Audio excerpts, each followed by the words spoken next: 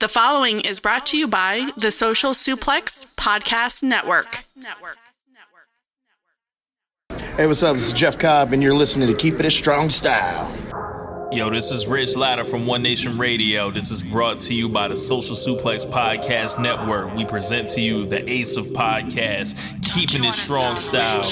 Let's go. It's the Ace of Podcasts, Keeping It Strong Style. Covering New Japan, they ready to hold it down. Jeremy Donovan and the young boy Josh. Come and hit a job out and bury all the frauds. From the Tokyo Dome over to the G1. Social Suplex is the network where we can get it done. I'ma chill and let them have it, cause this is just an intro. Keeping the strong style, 6 stars from the get-go, boy. Yeah, from Tampa Bay to the Tokyo Dome, this is Keeping It Strong Style with your hosts, Jeremy Donovan and the young boy Joshua Smith. And thank you for listening. Welcome to Keeping It Strong Style, the Ace of Podcasts on the Social Suplex Podcast Network. Jeremy Donovan here with the young boy Josh Smith. On today's show, we'll discuss the road to new beginning and cover all the latest news in the world of New Japan Pro Wrestling. Please support our show by subscribing and following the Social Suplex Podcast Network or Keeping It Strong Style on the podcast app of your choice and leaving a rating and review. You can also get all the network's podcasts over at socialsuplex.com. Check out our Discord server, socialsuplex.com Discord, and check out our Pro Wrestling Tees store, prowrestlingtees.com/socialsuplex. That's where you can get your official Keeping It Strong Style t-shirt. If you enjoy this podcast, please consider making a one-time or monthly donation by visiting socialsuplex.com/donate and click on the donate button under the Keeping It Strong Style logo. Young boy, how you doing, man? I am feeling like the stakes of this show are heightened right now. Well, why do you feel like that?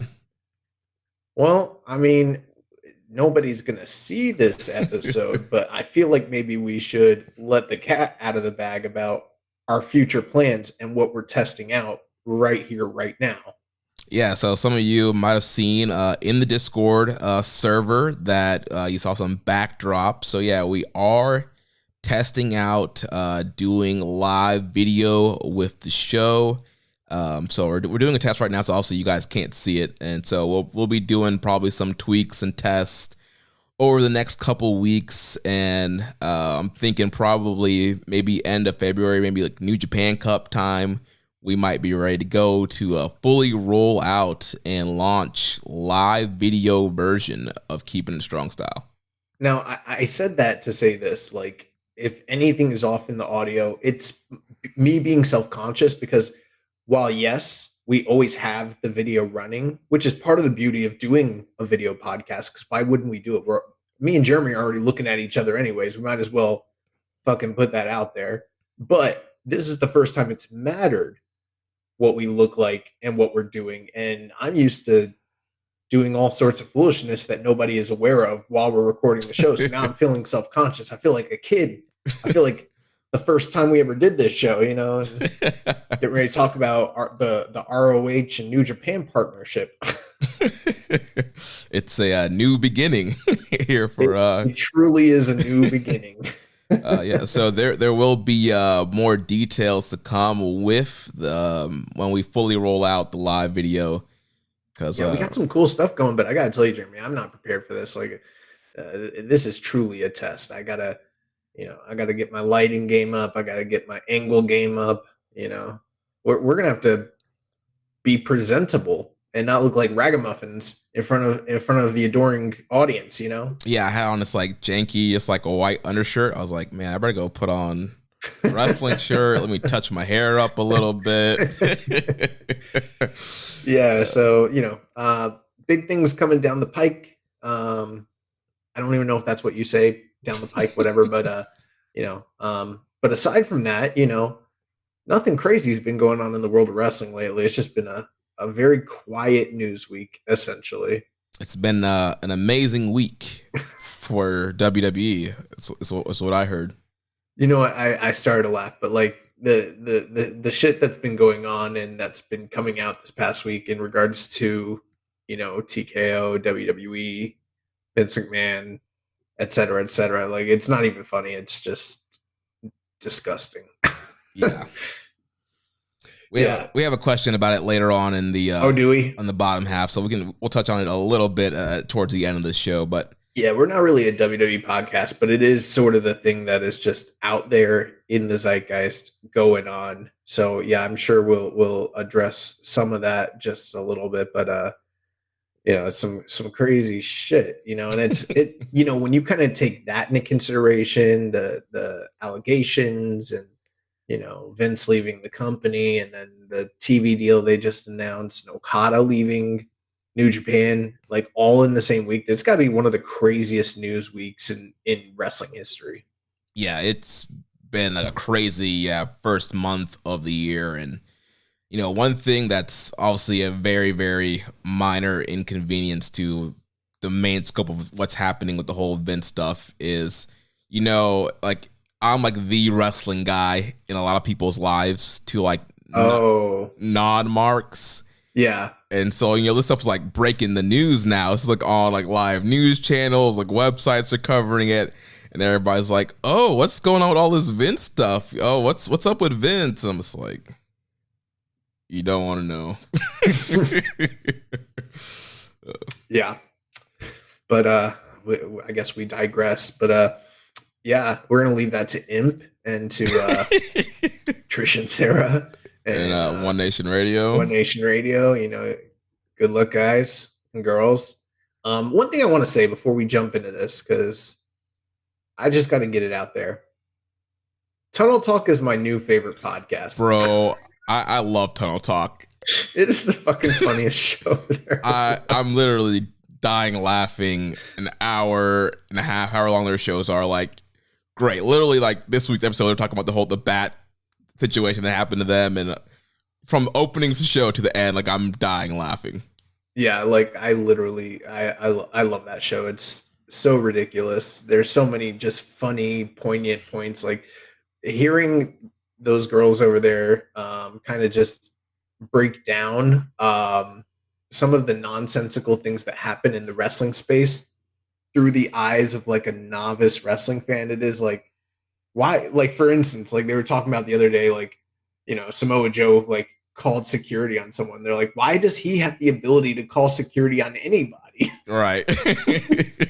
Like, if he can do it, why can't Hook just be like, seize him?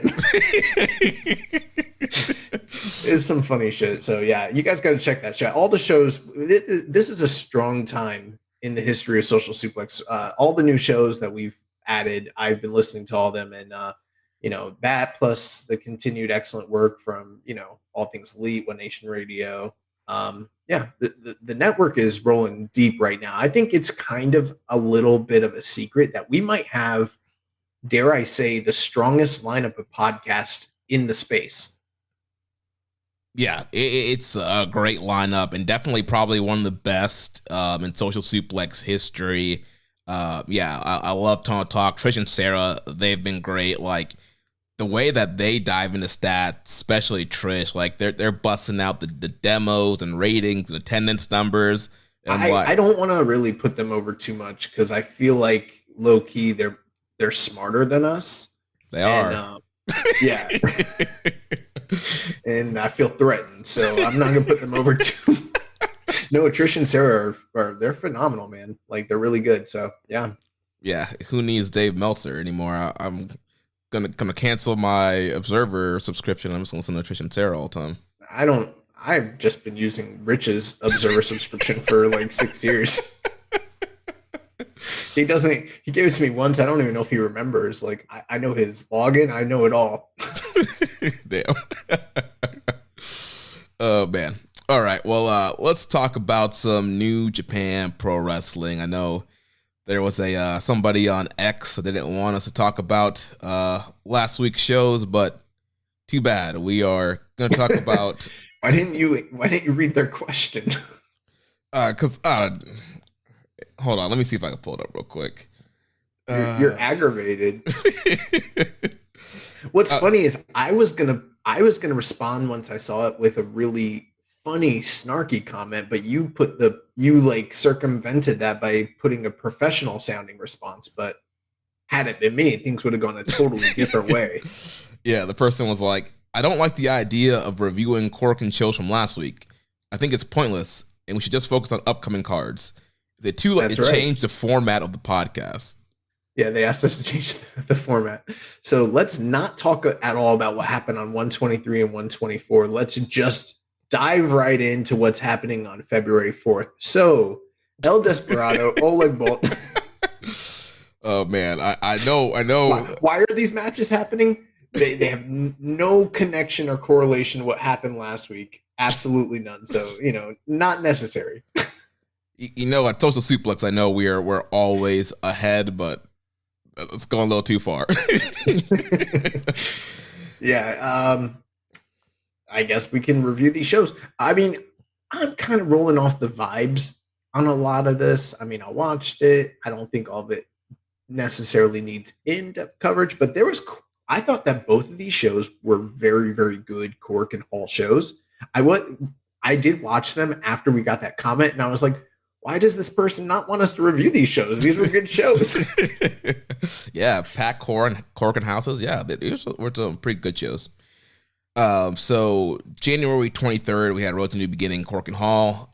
We opened up actually with Master Wato coming down to the ring, coming down on crutches. He tore his ACL, so he's making that announcement known to the fans, and saying he's going to come back stronger. And then he was jumped by Sho, who he was supposed to face on the card, and Sho's hitting him with the bad knee with the wrench, and then Desperado comes and makes the save, which is going to set up a Desperado Sho match for this coming week. Yeah, so strong angle to start things off. Master Wato's out, and it's going to lead to some fresh opportunities for others to get on the tour down the road here, it looks like. Yeah, in the news, I have the full list of people who will be replacing Wato. Musashi being one of those guys who was in the Super Junior Tag League that teamed up with Yo from Michinoku Pro. So in the news, we'll go over the full lineup. But yeah, bummer for Master Wato, but I hope that this is a blessing in disguise, and that he'll take some time. Obviously, I think torn ACL is probably 9 months to a year out. So I hope that in that time, he can come back kind of more repackage, a fresh look. And maybe it's even an alteration to the whole Master Wato thing, and can kind of come back on a better note. Yeah, I mean, I'm no doctor, so I couldn't speculate on the length of time he'll be out, but I guess we'll find out soon. And once we have the news on that, we'll let everybody know. Yep. So then the show opened up. We had Young Lion Katsuya Murashima teaming up with Ryusuke Taguchi, and they defeated the other Young Lions, Shoma Kato and Yo, 8 minutes and 13 seconds. Yeah, nothing major here. Just, Taguchi and Murashima working well. Last week, I was a little bit critical of these two new Young Lions, Murashima and Kato. I feel like they're serviced a tad bit more being protected in tag format matches for the time being. It kind of gives them a little bit more structure, and there's a little bit more of a formula and less reliance on them to do the heavy lifting in these matches. Yeah. And Taguchi got the win here with the Oh My Good Ankle, tapping out Kato, which also kind of plays into their story because both guys are trying to get their first win over each other. So Murashima in the backstage promo is kind of talking about, being happy he got his first win, even though he didn't get the submission win. He got the first win on over Kato, but also he wants to pin Kato by himself and get his first singles victory. So then moving on to the next match, we had the team of TJP, Francesco Akira, Great Okan Hanare, and Callum Newman, the United Empire. They defeated the Bullet Club War Dogs of Alex Coughlin, Clark Connors, David Finley, Drilla Maloney, and Gabe Kidd, 11 minutes and 34 seconds. Yeah, I feel like on this tour, the feud that's kind of unfolding between these two groups is one of the most entertaining things that's occurring on the tour, but it's also not receiving the most focus. And maybe that's due to like Will not actively participating in the matches. And that's one thing that I think some people could, point out as a detraction for why they're not necessarily in love with this whole program. Plus, there's the whole thing with Finley sort of being the one of the main focal points of the entire feud. Plus, there's other things kind of going on surrounding this where you've got Finley gearing up for a title defense against Nick Nemeth, the former Dolph Ziggler. That's kind of looming in the wings. Plus, again, Will Ospreay is on his way out. But in the midst of all that, those are things that you could definitely, if you wanted to be a contrarian and really point out all the things you don't like about this, it's not a perfect feud. But what's awesome about the feud, these guys are fucking each other up every time they go out there. It's super, super heated, and it's a bunch of dudes that are on the precipice of potentially breaking out this year and kind of are looking at that power vacuum that we've talked about for the past few weeks, and they're trying to make their mark. And you've got, Gabe Kidd and Toa Henare and Callum Newman and even like Great O'Khan just going out there and busting their asses night after night in these matches, and they're electric, and they're probably the highlight of the tour right now. Yeah, this has been the best part of this tour, this very heated blood feud, and I love the matches are that they're very intense and that they're not that long. They're going, 10 minutes. And the next night they went like 6 minutes. It's very short and intense because these guys they're brawling at the beginning. They're going at each other. They're telling great stories throughout, and also one of the main stories is with Francesco Akira, who he got the win on this match. He got a roll up on Clark Connors, which is interesting because Connors and Drilla are challenging Catch 2-2 this week for the junior tag team title. So the champion gets the pin on the challenger, but then also there's this whole story of, Akira, he doesn't want to be a part of this 5-on-5 cage match. He's kind of traumatized from when they jabbed the fork in his eye. And so he's all he's really concerned about is defending the junior tag titles. And he's like, whatever. Well, I guess I'll have to do the cage match, but he's really just focused about the titles, and that's it. Mm-hmm.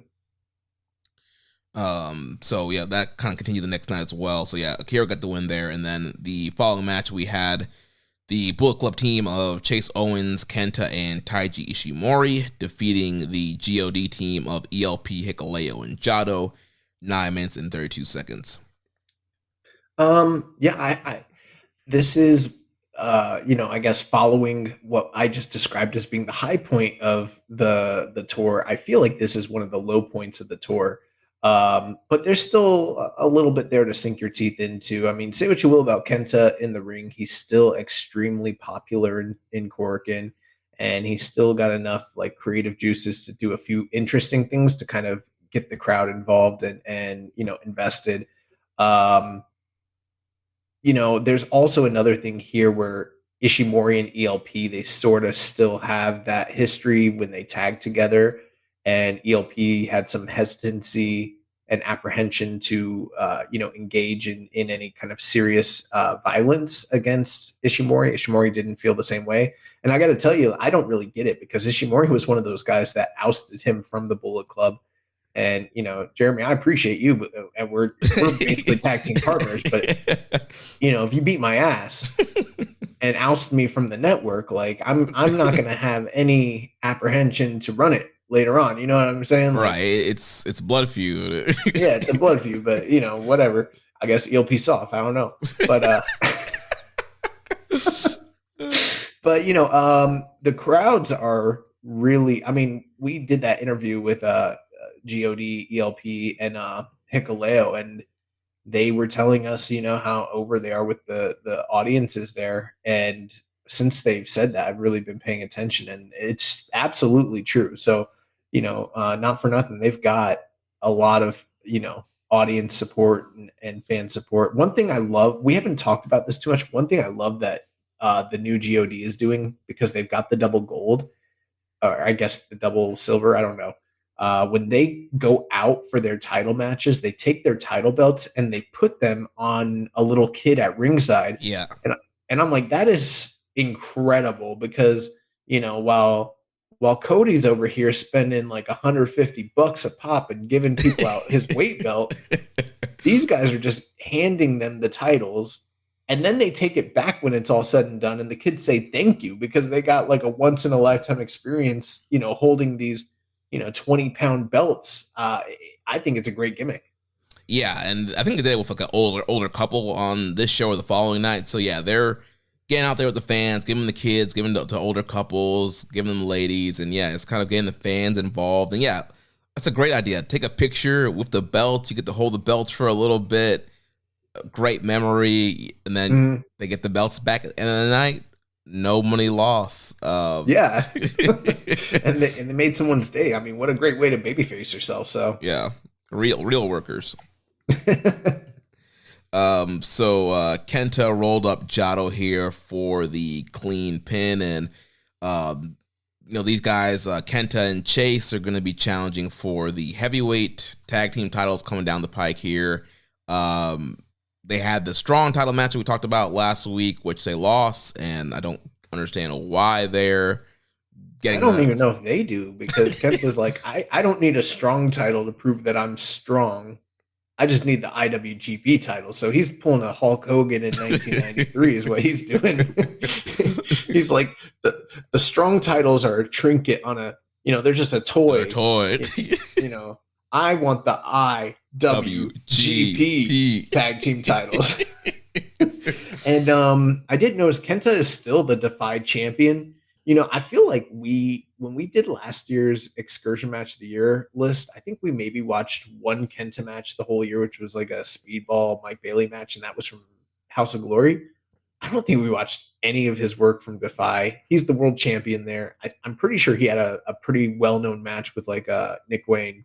Just a total like dark spot in our viewing. We didn't watch any of that, and I think it's just because we knew like, yeah, it's Kenta. Then that was 2023, and now we're in 2024, and yeah. But he is giving them some much needed publicity, carrying that belt out there. So kudos to those guys. But yeah, I guess they don't even know why they lost those belts or why that even happened. But they're going to march on and try to win those IWGP titles. One last thing with this. Chase Owens apparently had hurt his back. I don't know if this was kayfabe or if it was a shoot, but he needed assistance walking to the back post-match, and on social media, he was complaining about sciatica pain. So I don't know if that is something that's going to play into the remainder of the tour or not, but that was kind of the fallout from this match. Yeah.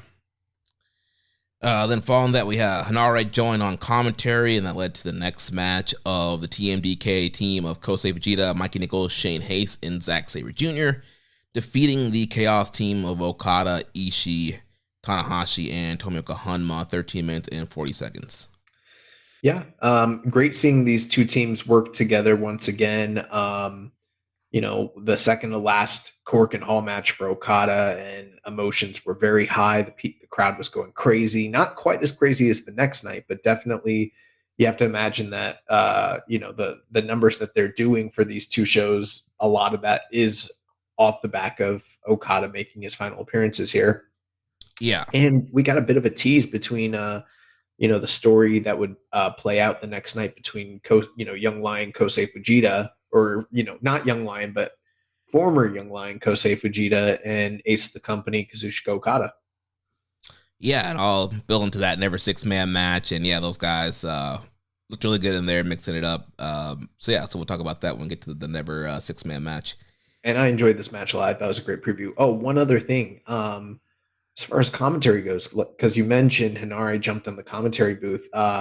Not perfect, but throughout the night, he was starting to catch and drop a few little translations from the Japanese side of things. So, hats off to that guy. He's picking it up. Yeah, good job, Hanare. So yeah, it was Walker Stewart on call because Chris Charlton was sick.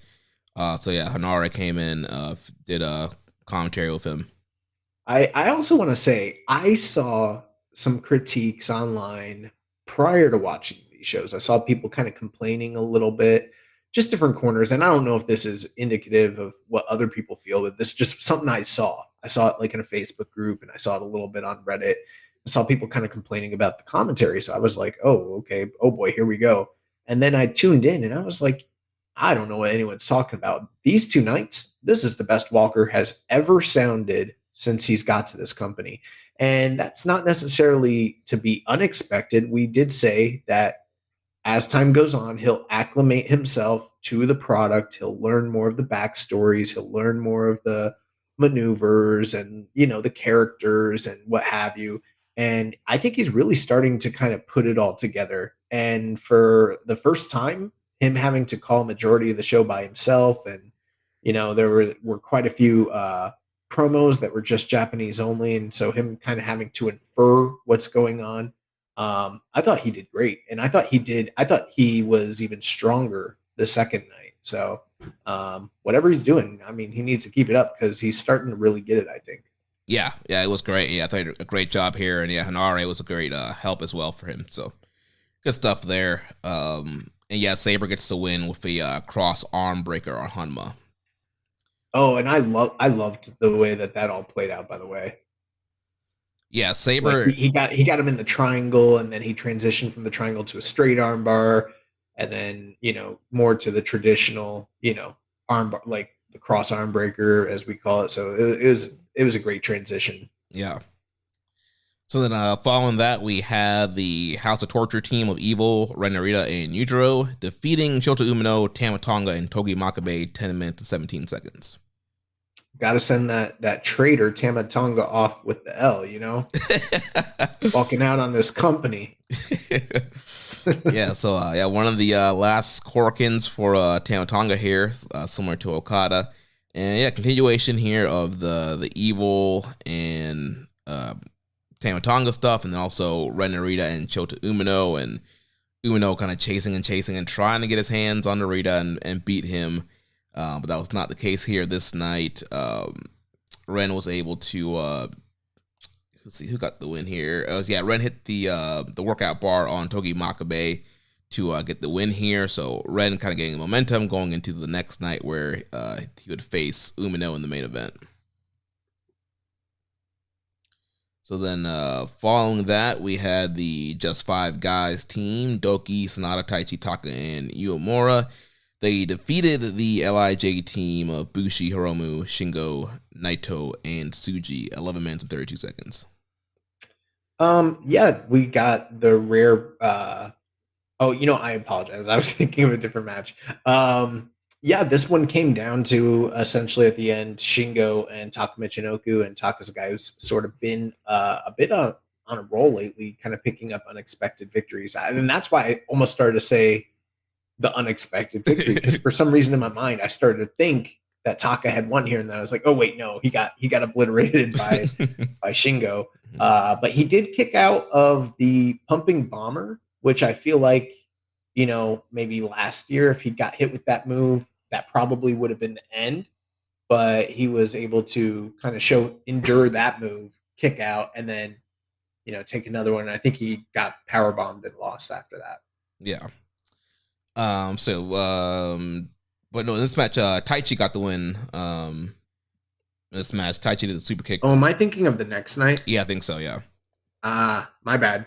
I'm not really too sure how I'm feeling at this point about LIJ and Just Five Guys, because again, it's a rehash of a lot of what we saw in the lead up to Wrestle Kingdom, and I was a little bit optimistic about this program once we hit New Year's Dash, where it's like, okay, it is a bit of a rehash, but there's some character development, and it looks like they're kind of building the story for these different feuds, and that was kind of good. But through the rest of the tour, it's kind of stagnated. The one bright shining spot has been the stuff with Tsuji and Uemura, where they're continuing to escalate their feud and kind of build a lot of heat with one another. And Post match here, they were just like brawling all over the ring, and it just kept going and going and going.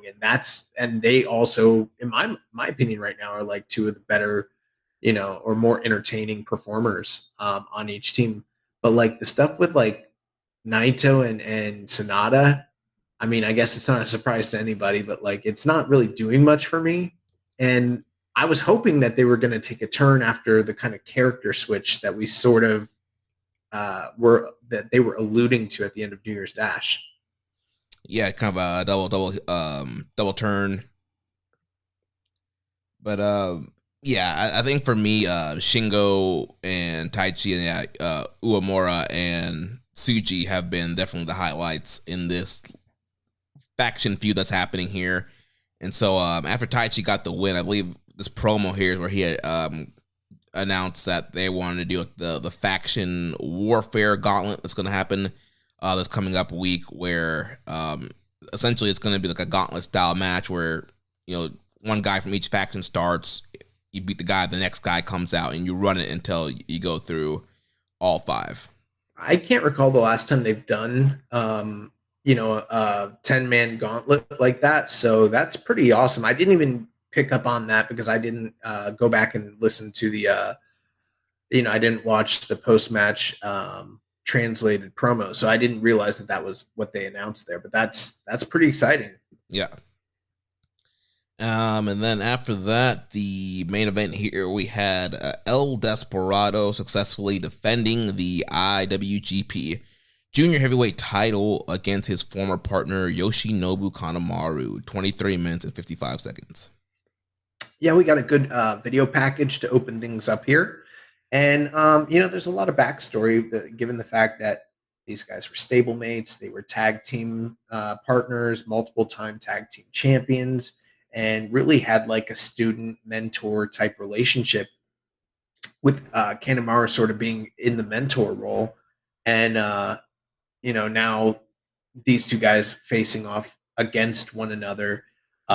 Desperado has lost all but one of their matches, even though he's, for the past few years been slotted higher in terms of, standing within the company. That seems to not have mattered every time they face each other in like Best of Super Juniors. Like Kanemaru just sort of always has his number, and kind of added a bit more levity or like gravity to a lot of the near falls, where Kanemaru had a lot of like, he kind of reminds me of like, even though he was cheating a lot, and I know we complain a lot about House of Torture shenanigans, and that was definitely here, but they kind of did the style of match where that stuff got defeated throughout the match, and the match was able to kind of continue. So for me, it didn't detract too much. But this sort of reminded me of like when you watch like boxing, and there's like an old man boxer who's like not as young and not as fast and not as strong, but he knows all the tricks, the dirty tricks to like get a leg up on the competition, sort of like Bernard Hopkins or something. Yeah. That's like what Kanemaru was here. Like he was able to use every little. Also, this kind of reminded me a little bit of remember in the Cruiserweight Classic when Brian Kendrick wrestled Kota Ibushi? Yeah. I fucking love that match. And like Brian Kendrick is doing every single little sly thing he can try to do to, in that situation, like survive Ibushi. He's almost wrestling him the way I would wrestle Undertaker and beat the streak mode, just trying to survive.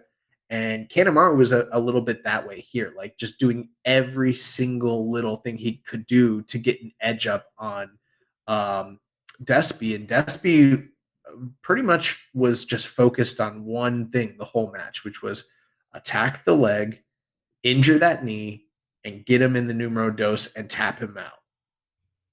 Yeah, that was the game plan. And so, yeah, Despy went for that there. And, yeah, eventually, throughout all the shenanigans, we had everybody running out. You had, Sho was out there, Narita, Tanahashi came out, Tama Tonga was out there. Tanahashi was looking rough when he was chasing these guys to the back. He was not running very well. Did he look as rough as some of those bumps that Minoru Suzuki took on Wednesday night? I don't know. It was pretty bad.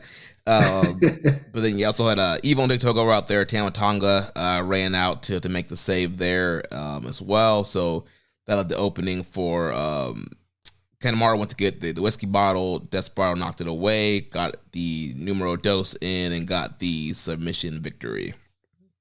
Yeah, I thought this was a strong match. I wouldn't say like, a blowaway match or anything like that, but for some reason, like, I think it's partly that, like, even though Kanemaru is this legend and somebody that, I enjoy his work, but I don't always anticipate his matches. I don't have this, like, I guess I grade on a curve when it comes to Kanemaru because I'm not expecting him to go out there and give me the same kind of caliber match as like a Hiromu. So when it's good, I kind of give him a little bit more credit because I'm like, yeah, he worked hard. And I feel like that's what him and Despy did. Like they told a great story. There was a lot of drama, a lot of really great near falls. I'd probably go like 3 3/4, maybe close to 4 on this. I thought it was very, very good.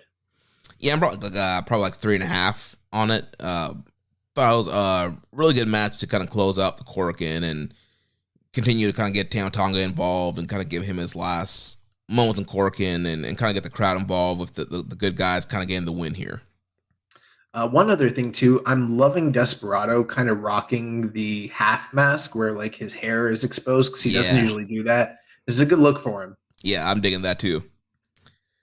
So we move on now to the next night, January 24th, also from Korakuen Hall. We had Oleg Boltin and Choma Kato. They defeated Katsuya Murashima and Toru Yano 6 minutes and 24 seconds.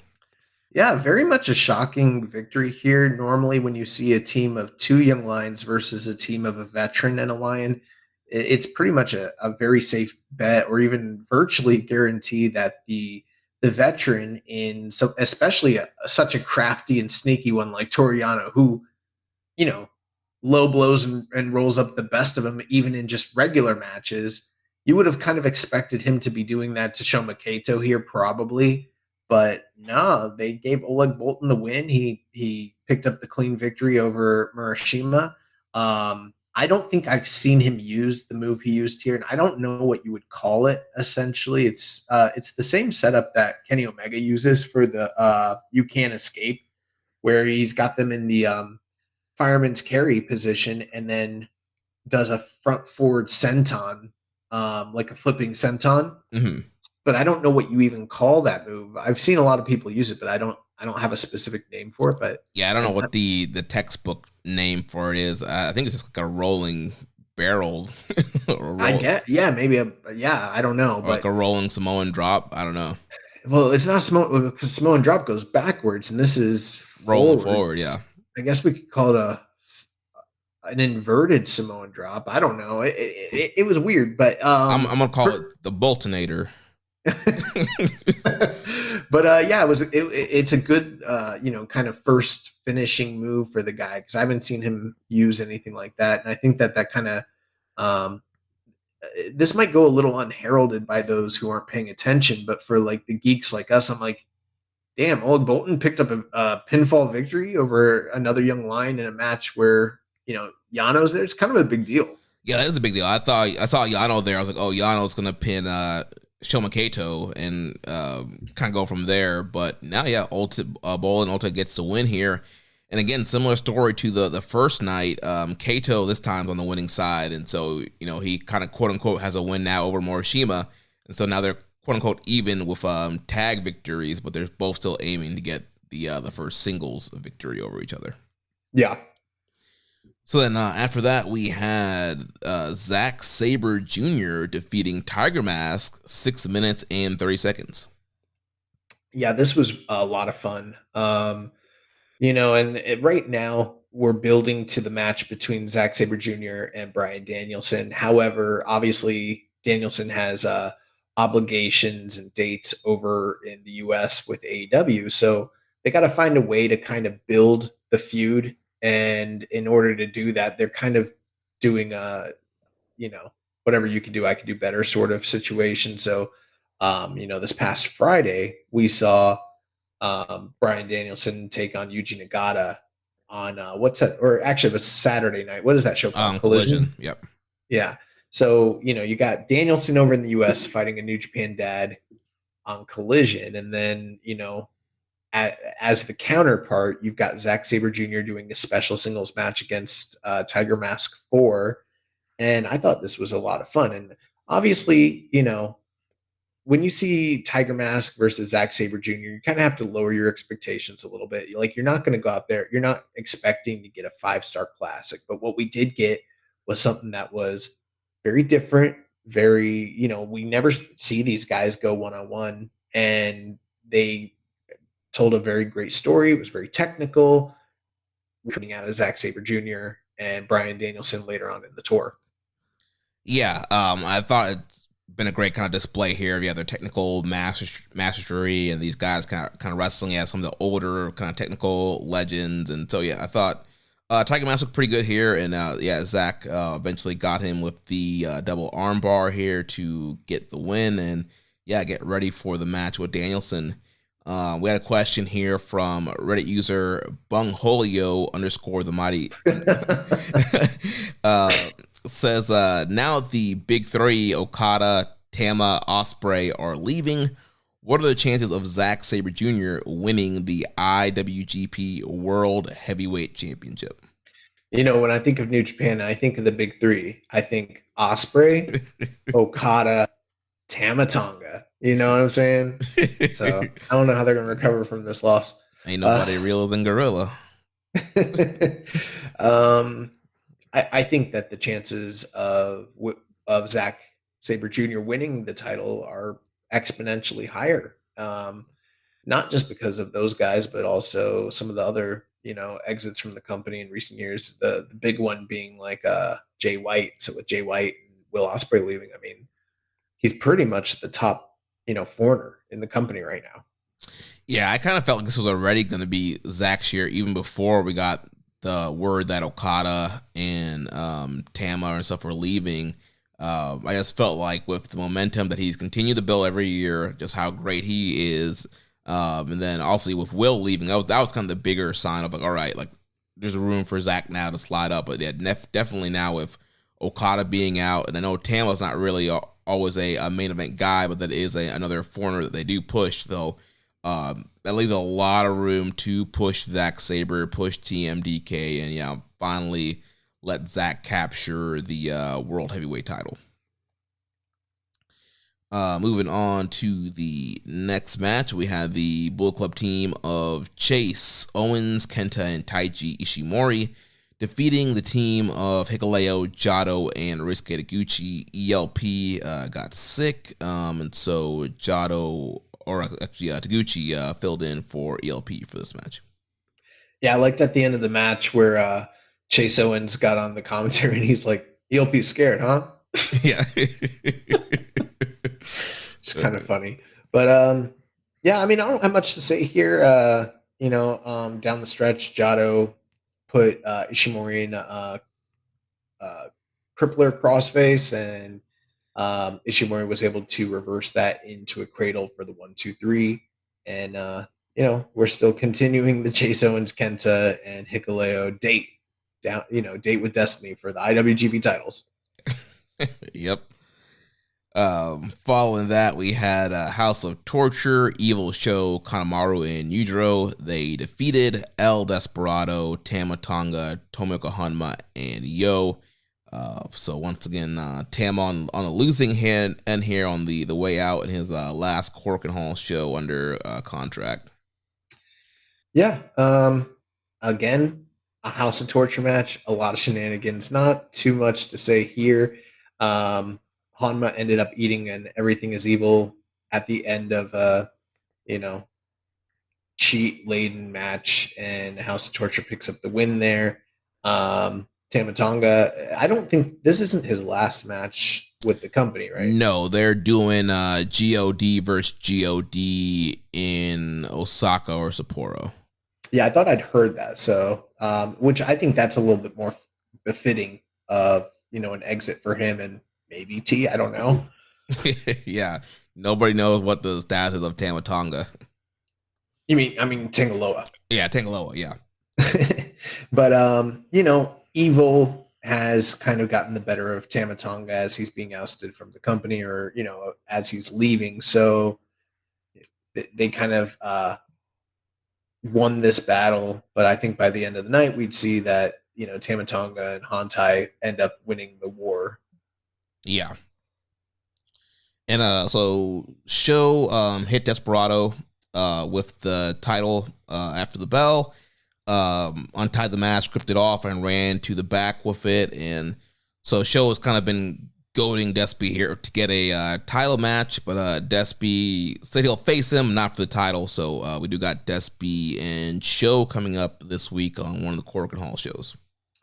And I think a lot of people were sort of expecting that we were going to have Master Wato defeat Show to set up a potential title match between Wato and Desperado, sort of a continuation of the bromance story that they had going throughout the last quarter of 2023. I personally don't think that. I think Show was going to beat. I just think from a face heel dynamic and for how much they've been pushing House of Torture on this tour in particular, I think a lot of those folks that were expecting this, good guy versus good guy, I love you, you love me, but we respect each other, so let's fight each other sort of story, I don't think that was going to happen. I think Show was going to cheat and probably pick up the victory over Wato, knee injury or no knee injury, and was going to be the next challenger for Kanemaru, because I think it just fits with, Kanemaru got the title shot. Then after that, you get Show, and it's all House of Torture themed. I think that's the way they were going to go anyways. Yeah, it kind of fits this whole House of Torture versus Hantai rivalry that's been going on. So, you have Despy knock off Kanemaru, and then, go after, have Show be up next. So, Show will probably end up beating Despy to get a title match, and then, he'll defend the title against Show maybe. I hope they don't do that, because I'm not a big fan of when New Japan does the non-title match leading to the title match. They used to do that a lot as like a filler. I just feel like if the plan was for Show to beat Wato, like that would have been like the win that Show needed to challenge Despy. So for them, they're probably like, oh, we'll just have him beat the champion to get the match instead of beating Wato. Nah, bro, they don't need all of that. Like, it's New Japan. People just walk out from the back. People just send in videos. They don't work for the company. They jump the barricade. Like, it doesn't fucking matter. There's no rankings. This is not AEW. This shit don't matter. Like, you don't need to get a qualifying win. You just name your shot.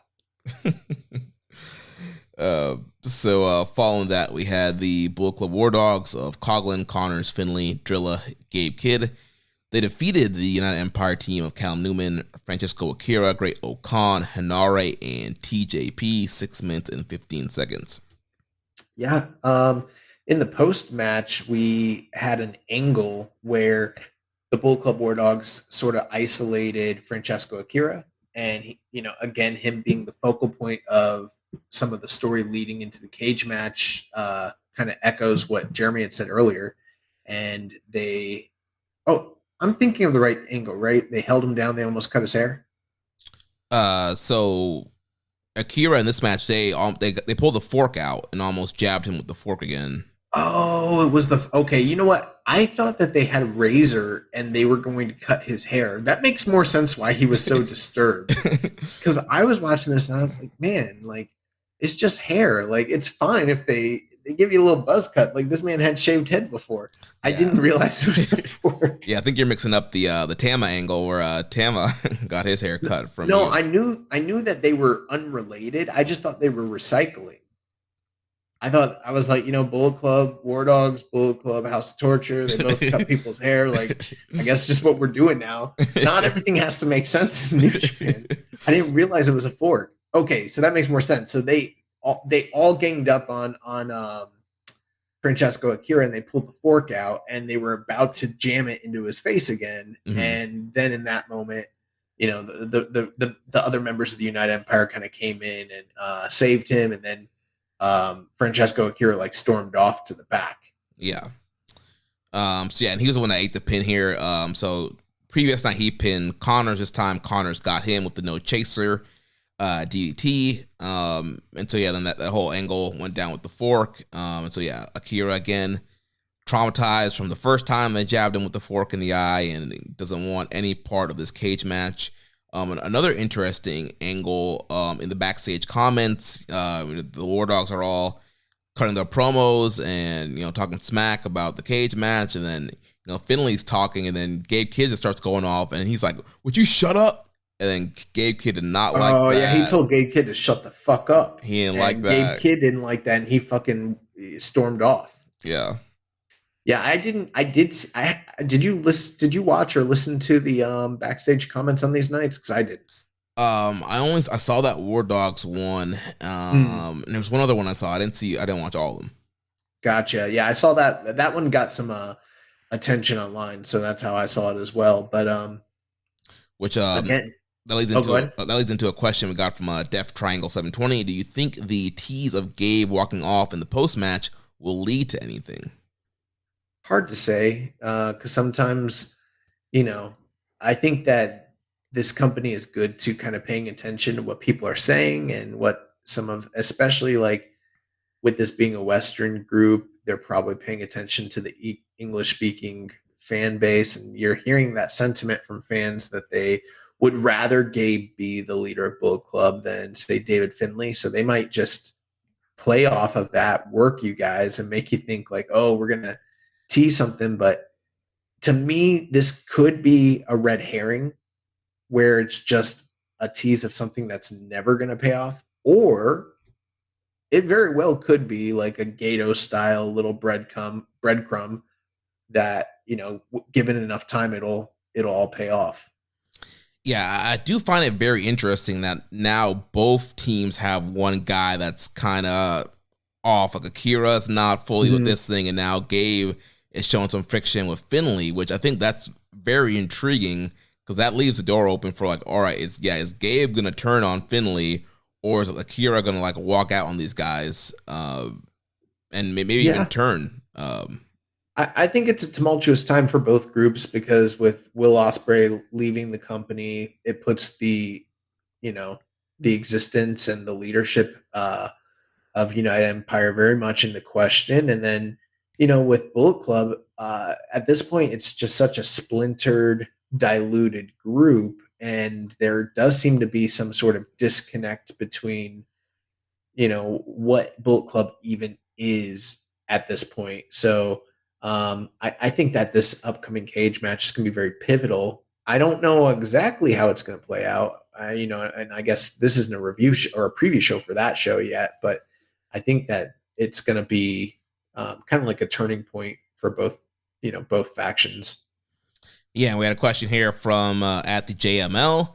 Do you think they make United Empire versus War Dogs cage match escape the cage? I don't think so. Because New Japan has never had an escape the cage match. But then again, neither had AEW until Saturday night. So, I mean, there are 10 guys in this match. I hope that somebody would do a job here. Yeah. Yeah. So I hope it's not escape the cage. I hope it's, and they might add elimination, but I mean, I think one pin to win is fine. One thing I saw, I don't know if this even means anything, but Will Ospreay shared a custom picture that a fan made for like a promotional material for the upcoming cage match. We shared this on our Twitter. I retweeted it. I thought it was a cool picture, but he mentioned that he was going to spend his last match with the company behind black bars.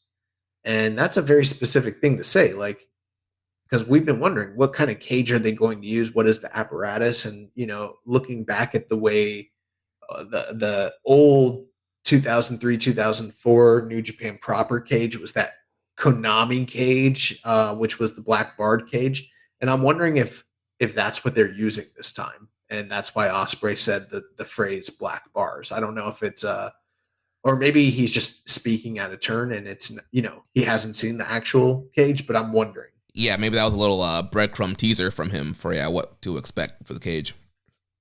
Yeah, I think a lot of people are going to be very interested to see what they do because I guess we'll talk about it later, but they haven't done that many cage matches, so especially one like this. So next match we had LIJ team of Bushi, Shingo, and Tsuji defeating Taichi, Taka, and Uemura. 10 minutes and 2 seconds. Okay, take everything that I said the previous night's review about Taka and Shingo, copy and paste it here, and that's what you had. Yeah, that's this match here, and towards the end it was Shingo getting the win, right? Yeah, he killed Taka. Yeah, like I said earlier in the night.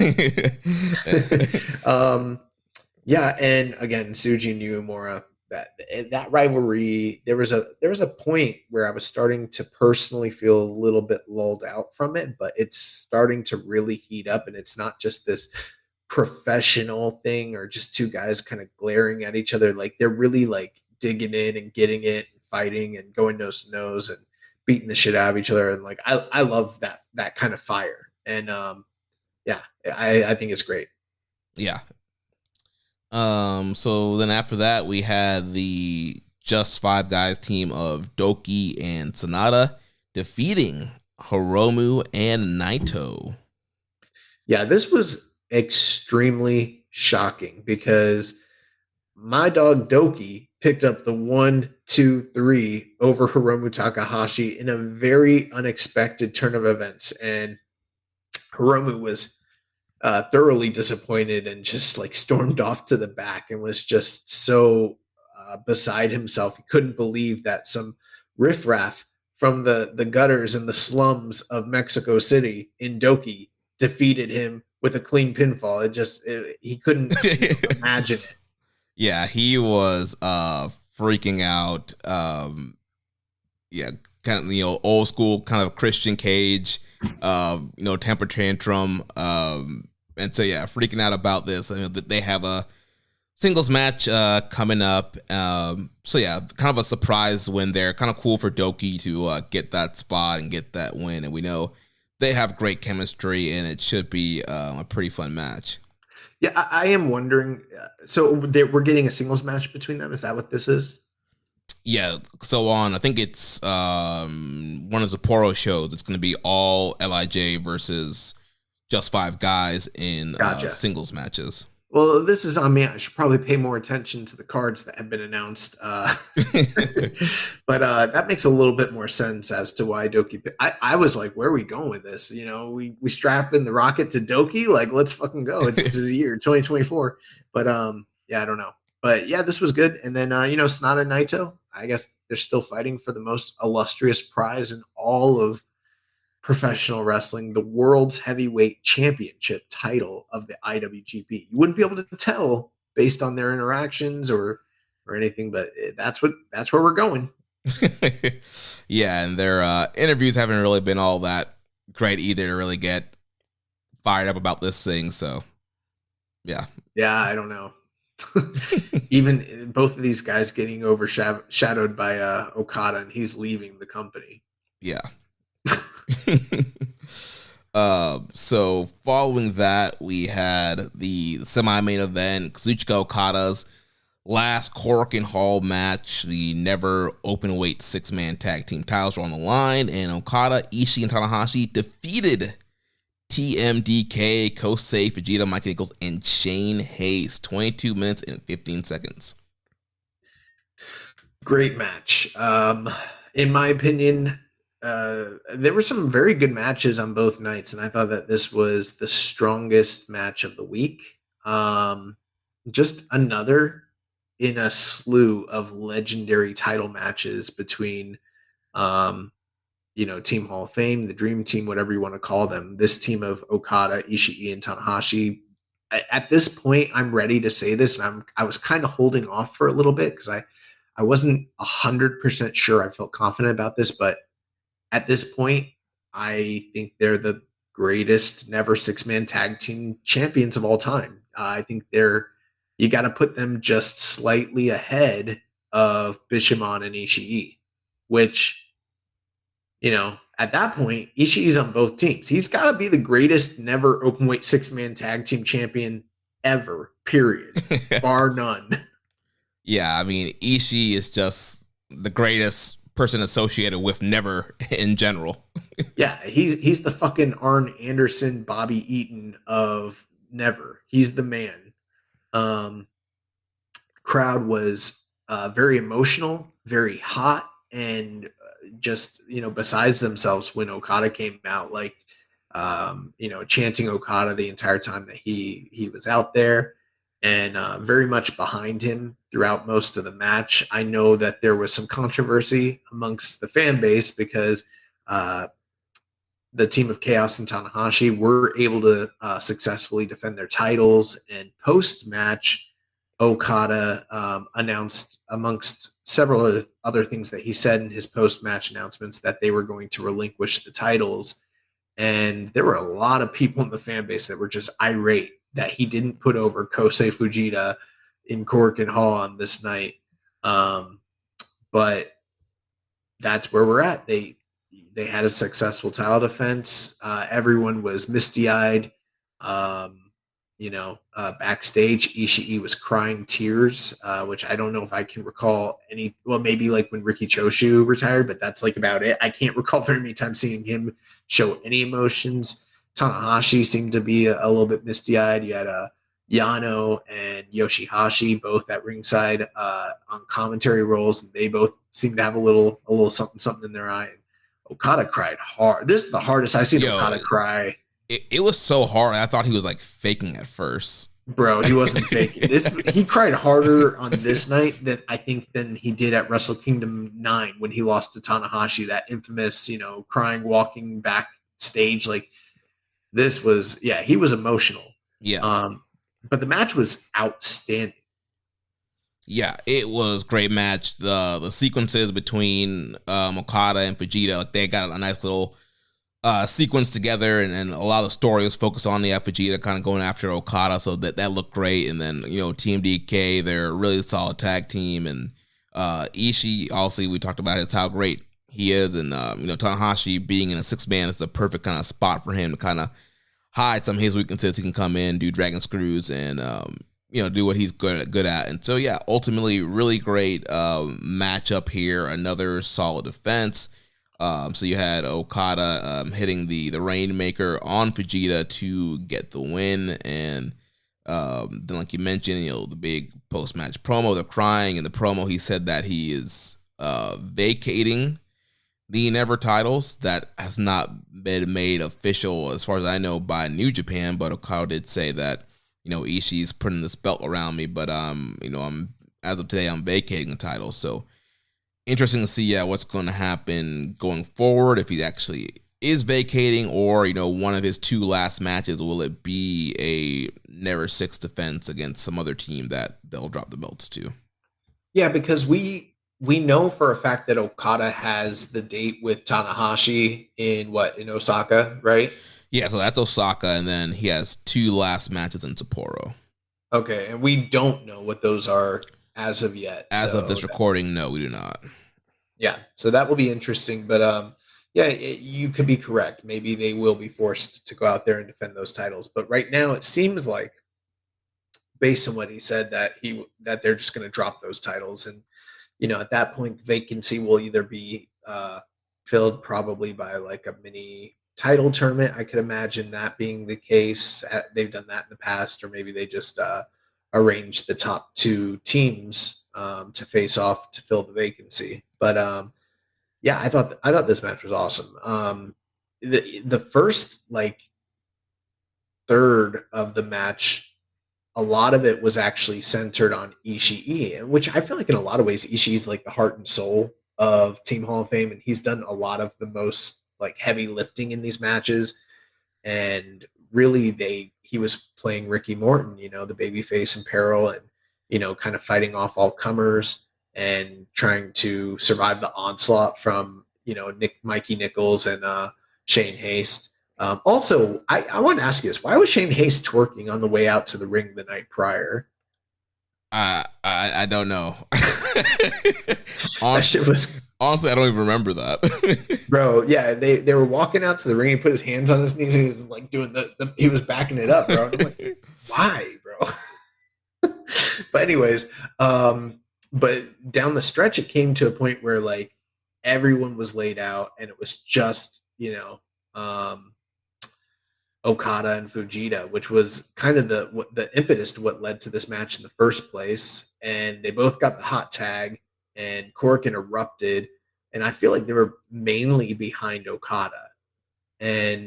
But Fujita kind of started to turn the crowd by just showing a lot of fighting spirit, fighting valiantly, and basically just giving all the work that Okada could handle.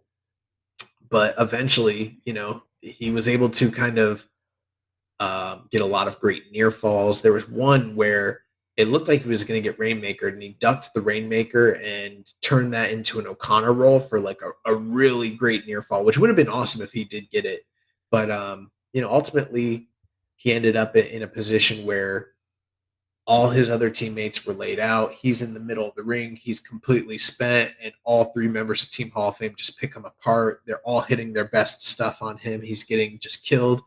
And then he gets Rainmaker for the 1-2-3 and like showed a lot of fighting spirit. I thought it was a great performance and really something that was, kind of showed what makes Kosei Fujita special. But, on that night, he didn't have enough to put away the Rainmaker. And I know people wanted to see Fujita get the win, but I mean, he is still a junior. He is not a heavyweight, and he's still kind of on excursion. Right, and it's still Okada. It's still Okada. I get that he's leaving the territory. People are upset in their feels, but that would have not been the right call for him to just get pinned by Fujita. We got a lot of questions concerning him and concerning this match, and then I don't know if we want to jump into those first, or should we talk about some of the rumors and some of the reports, coming primarily from like our friends over at Super J-Cast. Yeah, so this first question, I think we'll kind of kick into what they were talking about. So this is from Lee Chang is Bay 2 on Reddit. It says, I recall you guys calling Kazuchika Okada the Hulk Hogan of New Japan a few times. In hindsight, do you guys think your comparison was a little too spot on, or were you two just ahead? LOL. It says, if Hollywood Kazu doesn't want to put any young whippersnappers over, brother, couldn't TMDK have just pinned either Ishii or maybe even Tana to win these 6-man titles instead of Team Hall of Fame vacating the titles right afterwards? So, I mean, I guess, should we, do I answer this question? Do I talk about what he's alluding to? Like, how do you want me to deal with it? Yeah, so let's talk to what he's alluding to. So, like you said, we always kind of talked about Okada being a Hogan of New Japan, but I think more of kind of like star power. But last week, friends over at the Super J-Cast kind of doing some reporting on stuff that they were hearing from people from New Japan, and them saying that Okada has no interest in doing programs with the young guys and putting them over. Yeah, and keep in mind, and this was a disclaimer that they put on it. They said that this isn't information that they can say 100%. This is how it happened. Obviously, we're at a point where Okada's leaving the company. There's a lot of uncertainty going on. There's emotions are running high, and there's a lot of people feeling, some kind of way in the locker room. That being said, me personally, I know lots of people have different opinions on J-Cast and Voices of Wrestling, and I personally find those guys to be of the utmost, integrity when it comes to reporting. And typically, being someone that's followed the product as closely as we do, if they say something's happening, I can't really recall very many times where either it didn't happen or something close to it, right? And they pretty much said that this is what they were hearing. Take it with a grain of salt. This is what they were hearing from people in the company, and not just one source, but like multiple sources.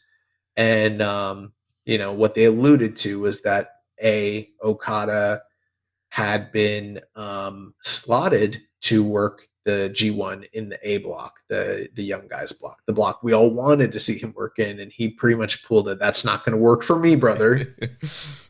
And wound up in the B block, working with a lot of talented guys, but mainly talent that you've seen him work with a million times, whether that's Will Ospreay or Tai Chi or ELP or, Yoshihashi, that kind of crew.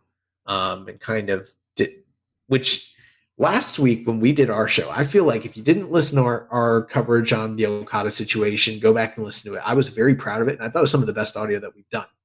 But once I started listening to JCast afterwards, and they started breaking down the backstage politics of what could have or might have been going on, I felt like such an idiot because I'm like, of course, being a fan of wrestling this long, of course there's some brother, bullshit going, politicking bullshit going on. And how did I not think of this, that this could possibly be going on, that the top guy might be potentially protecting his spot? You know what I mean? Yeah, I think that, we really don't always hear about the backstage politics in New Japan. And I mean, traditionally, you talked about, like, a lot of the aces have always kind of got the next ace already. And Tanahashi was Okada's age now, 36, when he put Okada over.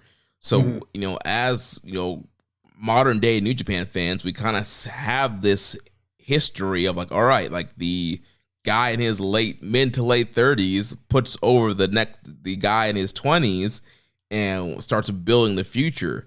So yeah, I would highly recommend, if you haven't listened to their episode from last week, even if it's just the beginning, or listen to the whole thing. It's all good, obviously, but if you really want to get a detailed breakdown of I don't want to say allegations because there's other allegations going on in the world of wrestling, but basically what's being alleged, that's a great episode to listen to. But yeah, amongst them was that not only did he not want to work that block, but that he kind of rejected this year doing any major programs with some of those younger guys. So it wasn't even just necessarily that he wasn't willing to put them over. He didn't want to work with them. And when you kind of look at the way the first half of his year played out, where he was working with the young generation and we were all applauding it, and then something happens, G1 comes, he's not working with any of those guys, and then the second half of the year, he's not working hardly any singles matches, and he's working in the 6-man tag team division with these guys. That's a great way to kind of, I don't want to say bury, but kind of, busy somebody with something else to do and not make them the focal point of the company. So that was one thing they alleged.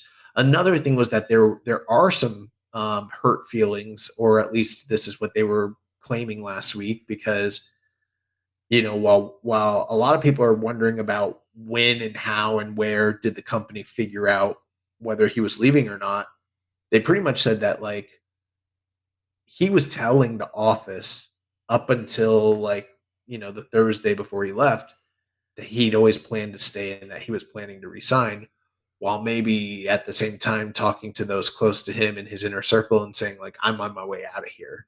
And they were getting conflicting reports and kind of trying to still plan the future, assuming that Okada was sticking around, only to kind of find out, last minute that no, that's not what's happening. Yeah. Which may have soured some individuals within the company and kind of left a bad taste in their mouths. And I think that a lot of fans, especially like the really, really diehard fans, those who also like really identify with the company or with the brand, they feel kind of betrayed, kind of hurt. And this report, added a little bit of fuel to the fire there for some of those fans. And I think that they're not all thinking rationally, or, there's a lot of high emotions. And so there's people that feel like Kata didn't want to put anybody over, didn't want to do business. He's leaving us to go work in America for Tony Khan. He's taking the money. Fuck that guy. Like, that's what it is, like a sentiment that's out there right now. Yeah. I've been seeing a lot of that too. And yeah, as you start kind of unpeeling some of these layers and hearing more reports and kind of speculation, it's like, man, yeah, what was really going on there? And yeah, it does seem like we've been saying it now for a long time that something happened between the first half of the year and the second half of the year, because it was two completely different bookings of Okada. Like we had the whole starting this whole young new generation feud that won our feud of the year in the Kiss Awards for 2023, and then Forbidden Door happens, and the second half of the year is completely different. He's just doing never 6-man stuff. So it definitely seems like there's some kind of falling out, some kind of politicking, some kind of issue happened. Yeah, and I mean, we're not privy to the ongoings of backstage, so I couldn't tell you how accurate any of this is at this point. You know, it's a report. I believe it came from valid sources. I don't know how true what those sources are saying, because it wouldn't be the first time that wrestlers have, spread potential misinformation to further their own agendas or the agendas of a company or something like that to better themselves, and I think that's something that the guys at JCast are also aware of, and they kind of, disclaimed as well. But I would definitely say listen to their audio, because it's pretty compelling and it's a little bit more detailed than what we even talked about here. We kind of gave you the gist of what's being alleged, but this has kind of really gotten under the skin of a lot of people in the fan base.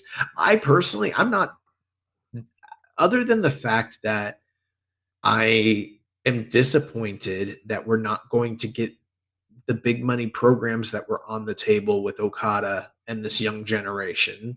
And that kind of includes all of them, including like Kato Kiyomiya, which, some of the stuff with Kiyomiya and that shoot kick and stuff, that all kind of is, for me, I'm looking at it maybe even in a different light after hearing some of that stuff, Mm-hmm. But I think that's all disappointing, of course. And I would have loved to have seen that. At the same time, I've been a wrestling fan most of my life, and I know what wrestling politics are, and I understand guys, for better or for worse, protecting themselves to to procure their own financial viability. And Okada not wanting to potentially work with somebody or put guys over, that's not the first time that someone in his position has done something like that. Hello, Kijimuto. So I don't know. I think I just personally have a bit more of a I don't want to say apathetic, but like I don't have vitriol about it, because it's the wrestling business and this is just what people do, and it doesn't make Okada a villain. You know what I mean? Right, yeah.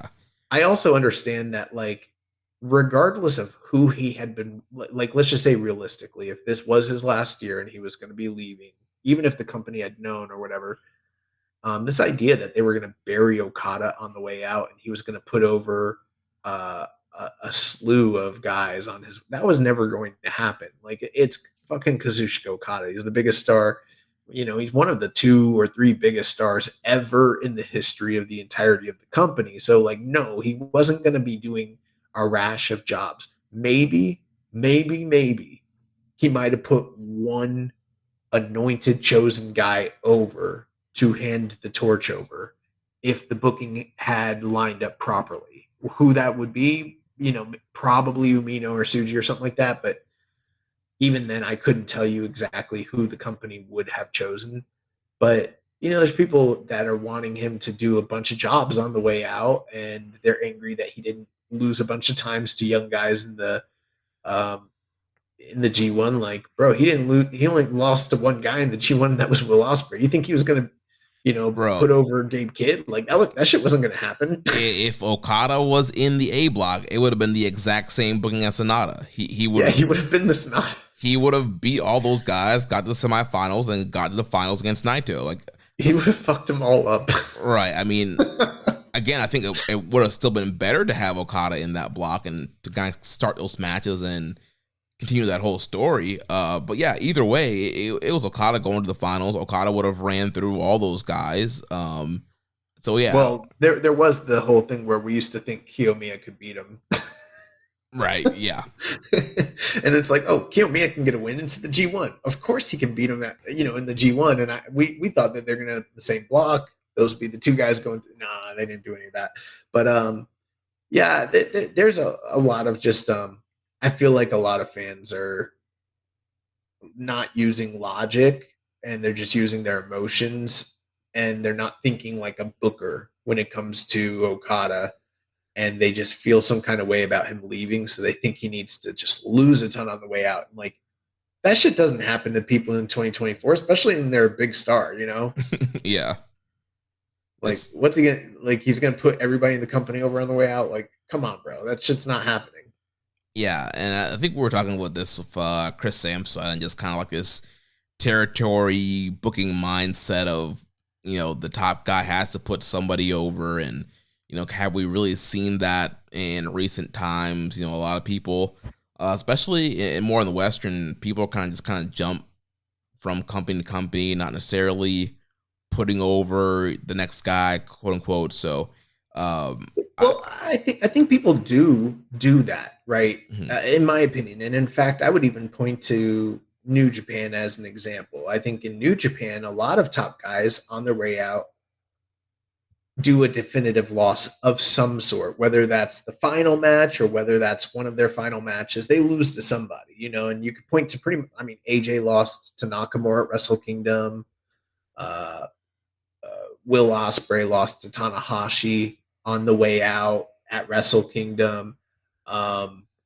Nakamura, now granted, this is probably happenstance, but he lost the tag match at New Year's Dash to Kenny Omega. Yes, he did work a series of dates after that, but he did put over Omega. And, had they done the match between him and Omega at New Beginning, he was going to drop the IC title on the way out of the company like that. And they ended up not doing that, but that's where it was kind of headed. Jay White just recently put over Eddie Kingston, and he put over Hikuleo on the way out. Like, this stuff does happen. But what usually doesn't happen, you don't usually have a top guy leave the company and put over people much lower and beneath their station to set them up as guys. Right. And in fact, very rarely does that even have the effect that you would imagine it to have. And this is what I talked about last week on the show, where at this point, if he were to put over, like, let's say Umino on the way out, unless they do a fantastic job building to it in the next few weeks, it's going to feel unearned. It's going to feel, rushed, and people might even resent Umino for beating their hero Okada on the way out. It's just, that's not usually how stars are made. Stars are usually made by beating a top guy while they're still all part of the same company. It's very rare that you see a top guy leave the territory and put someone over and make them. They're usually already made when they lose to them. And that's pretty much across the board in almost all companies throughout all time. I'm sure you can find some rare examples where I'm wrong on this, but by and large, I'm not. Yeah, and I think in a perfect world, you would have had an Umino, already beat like Will Ospreay and beat Naito and beat Sonata and like beat all these guys. So it's like, all right, now he's coming for Sonata, or he's coming for Okada, and he's beating a lot of top guys. Like, all right, like we've seen he's beating these top guys. He's had great main events. He's drawing. So yeah, it makes sense for Okada to put him over, but we didn't get that. And essentially, we talked about it, these guys have kind of almost still kind of been pseudo young lions at some points through this run, where like they're facing each other, they're not getting big wins. So yeah, for Okada, it's like, why am I going to put over a guy that's hasn't had any big wins, any big programs? Now we'll get to the rest of the questions, but to answer what Lee Chang is Bay said here, he's like, why couldn't they have just pinned one of the other guys? I don't think, me personally, they could have done that, sure, but I just don't think that New Japan is going to send Kazuchika Okada, arguably the second most important figure in the history of their company's existence. They're not going to have him lose his final match in Korakuen Hall, their most important wrestling venue, from a year in, year out standpoint. Like, he's not doing a job in Korakuen Hall his last night with the company. Like, it's just not happening. Yeah. And I know that there's people that want that because they're angry and they feel betrayed because he's leaving the company, and that's a you problem. That's a you thing. But that doesn't mean that Okada should be humiliated on the way out after all the years of what he's done for the company and how he's been the top ambassador and carrier of the brand. Like, no, to Fujita, a junior who's kind of on quasi excursion. It doesn't make sense. Yeah. All right. Well, we have some other questions here. Let's run through these. So Barry Walsh says, how do you think a Shingo and Sonata's title reign looks now post Okada? Do you think the mere presence of Okada hurt their reigns, as Okada was so good and dominant? Anyone else felt like they were truly the champion and were minding his belt for a while. Naito, as popular as he is, doesn't feel like he's had a hold on the world title. So do you think Okada being so damn good in some ways hurt either Shingo or Sonata when they were the champion? And do you think either or anyone else might find it a little easier now knowing that they don't have Okada to contend with in the eyes of the fans and Japanese media? Only now will people realize how good Okada is now that he's gone. Wipe the tears, boys. Onwards we go. The only person that I felt like Okada outshined when they were champion in recent years is Sonata, and I think that's not so much about Okada. That's a Sonata issue. Yeah, and for Shingo, I think the issue for his run was just a pandemic. Like it was a tough time for Shingo's reign. And Sonata just didn't give full effort. He was given the ball, didn't run with it. I thought Shingo had a great title reign. He had incredible matches and was the backbone that carried the company. And I wasn't too concerned with what was going on with Okada during that time frame. And I mean, this kind of goes back, for quite a few years. I feel like when Naito had his title run, the thing that hurt it was the pandemic and some of the booking, but I don't think it was Okada. Same thing with Jay. Like, I felt like Jay White got a fair run. I feel like Kenny Omega, he had his issues as champion, but I don't think it was I didn't feel like they were getting the "you're not Hulk Hogan" or "you're not John Cena" treatment. I felt like, to some extent, yeah, maybe that does exist, but that's always going to be the case when you have a true ace of a company. But the only person that I feel like was really truly in recent times the two failing champions we've had in recent times are Sonata and Evil. Yeah. And I know our voting is not like the end all be all, and it's just it's a smaller sample size, but Shingo won Wrestler of the Year for 2021 for his world title. So I think Western fans, they saw Shingo as a man. I think a lot of people saw Shingo as a great world champion, like you mentioned, great stuff. The defenses against Zack Sabre, the matches with Ospreay and Okada. I think Shingo had a great year. Then you look at Sonata, somebody not even placing in the top three in our year in awards for 2023. So yeah, I think that with Sonata, he just didn't put the effort out there. And also, yeah, like you mentioned, having a guy that is your ace, it's going to be hard to compare to them, but we've seen it happen before, and there's guys that have been champion. I mean, Kenny Omega was champion. I know his run wasn't best of timing, but I mean, I think still he had a great short run there. Naito has been champion, Kota Ibushi, Will Ospreay. I think there are other guys that have been great champions with Okada being there. His next question says, I know it's a legendary rivalry, but would it not have been better with a night to go after have someone like Tsuji come out and lay them both out after the emotional moment and then lock in an armbar and threaten to break his arm, and let's say got Okada one-on-one and then beat him the next night, at least get someone up and coming over. Tana is in charge only a few weeks and he gets a belt and Okada's last one-on-one match. I know I'm in the minority, but it's a concern to me. At least he might be more protective about his legacy than I would have imagined. What say your more learned opinions?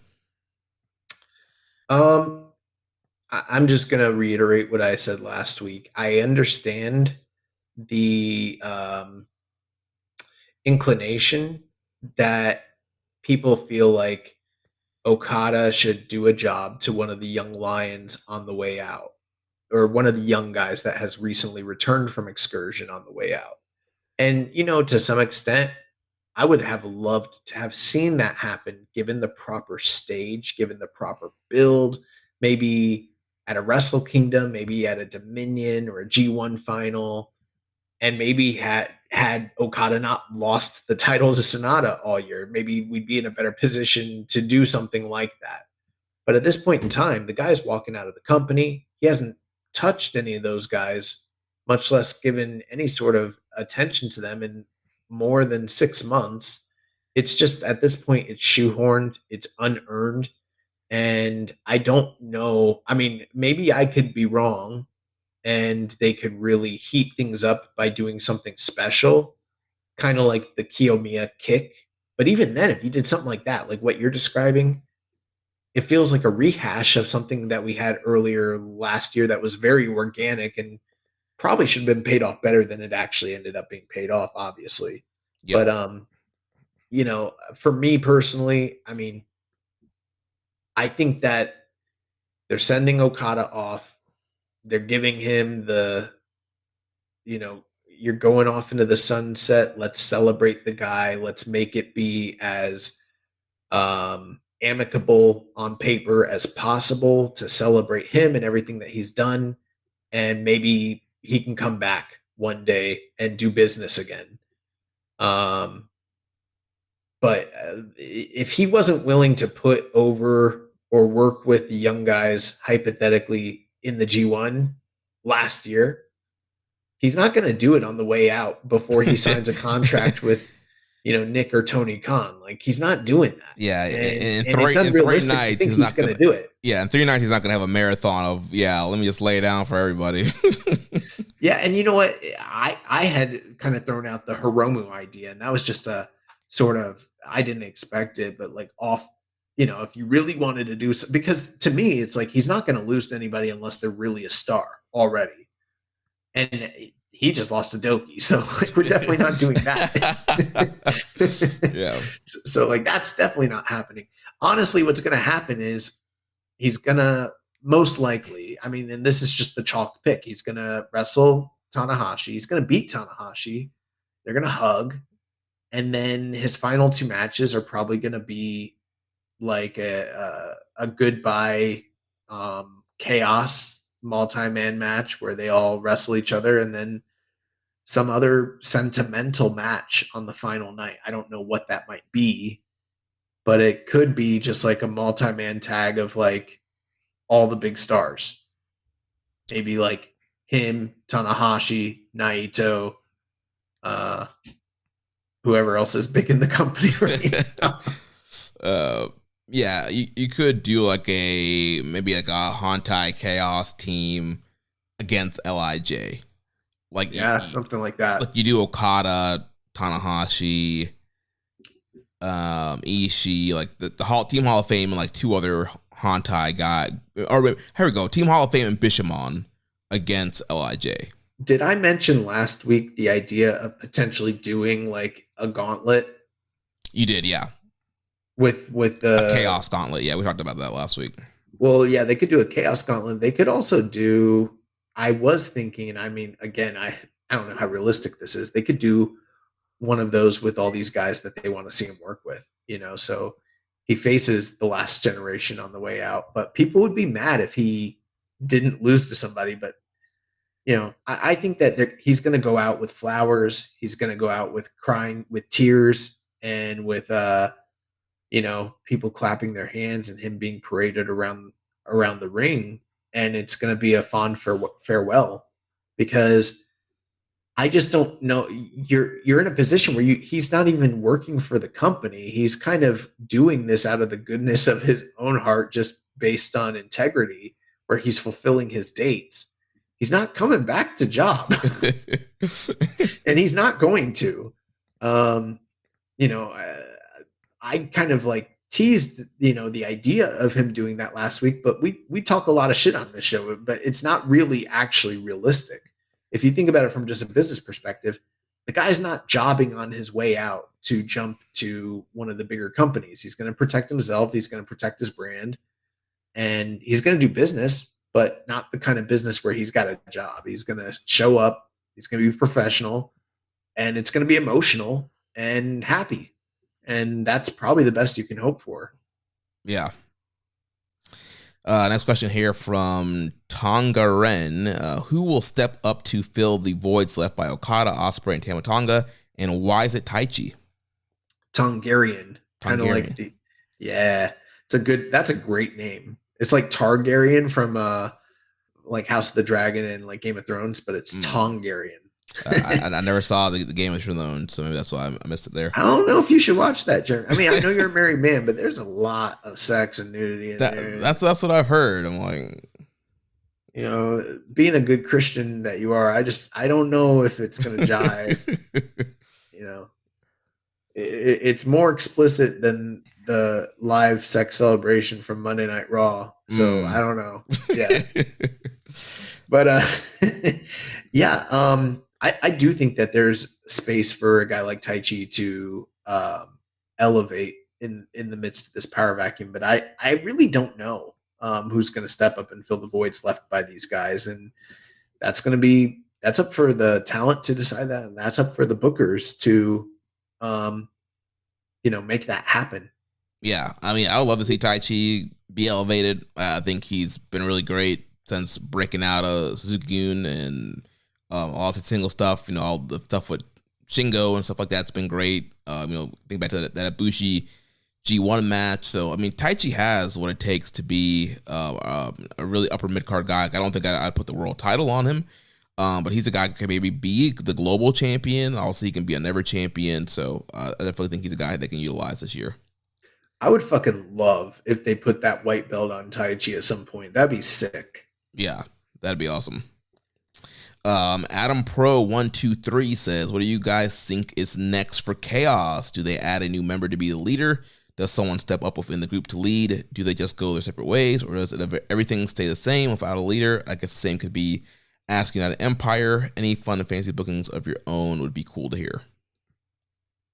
They need to kill Chaos. First off, Chaos has the worst fucking merch of any wrestling group in the history of wrestling since merch has existed.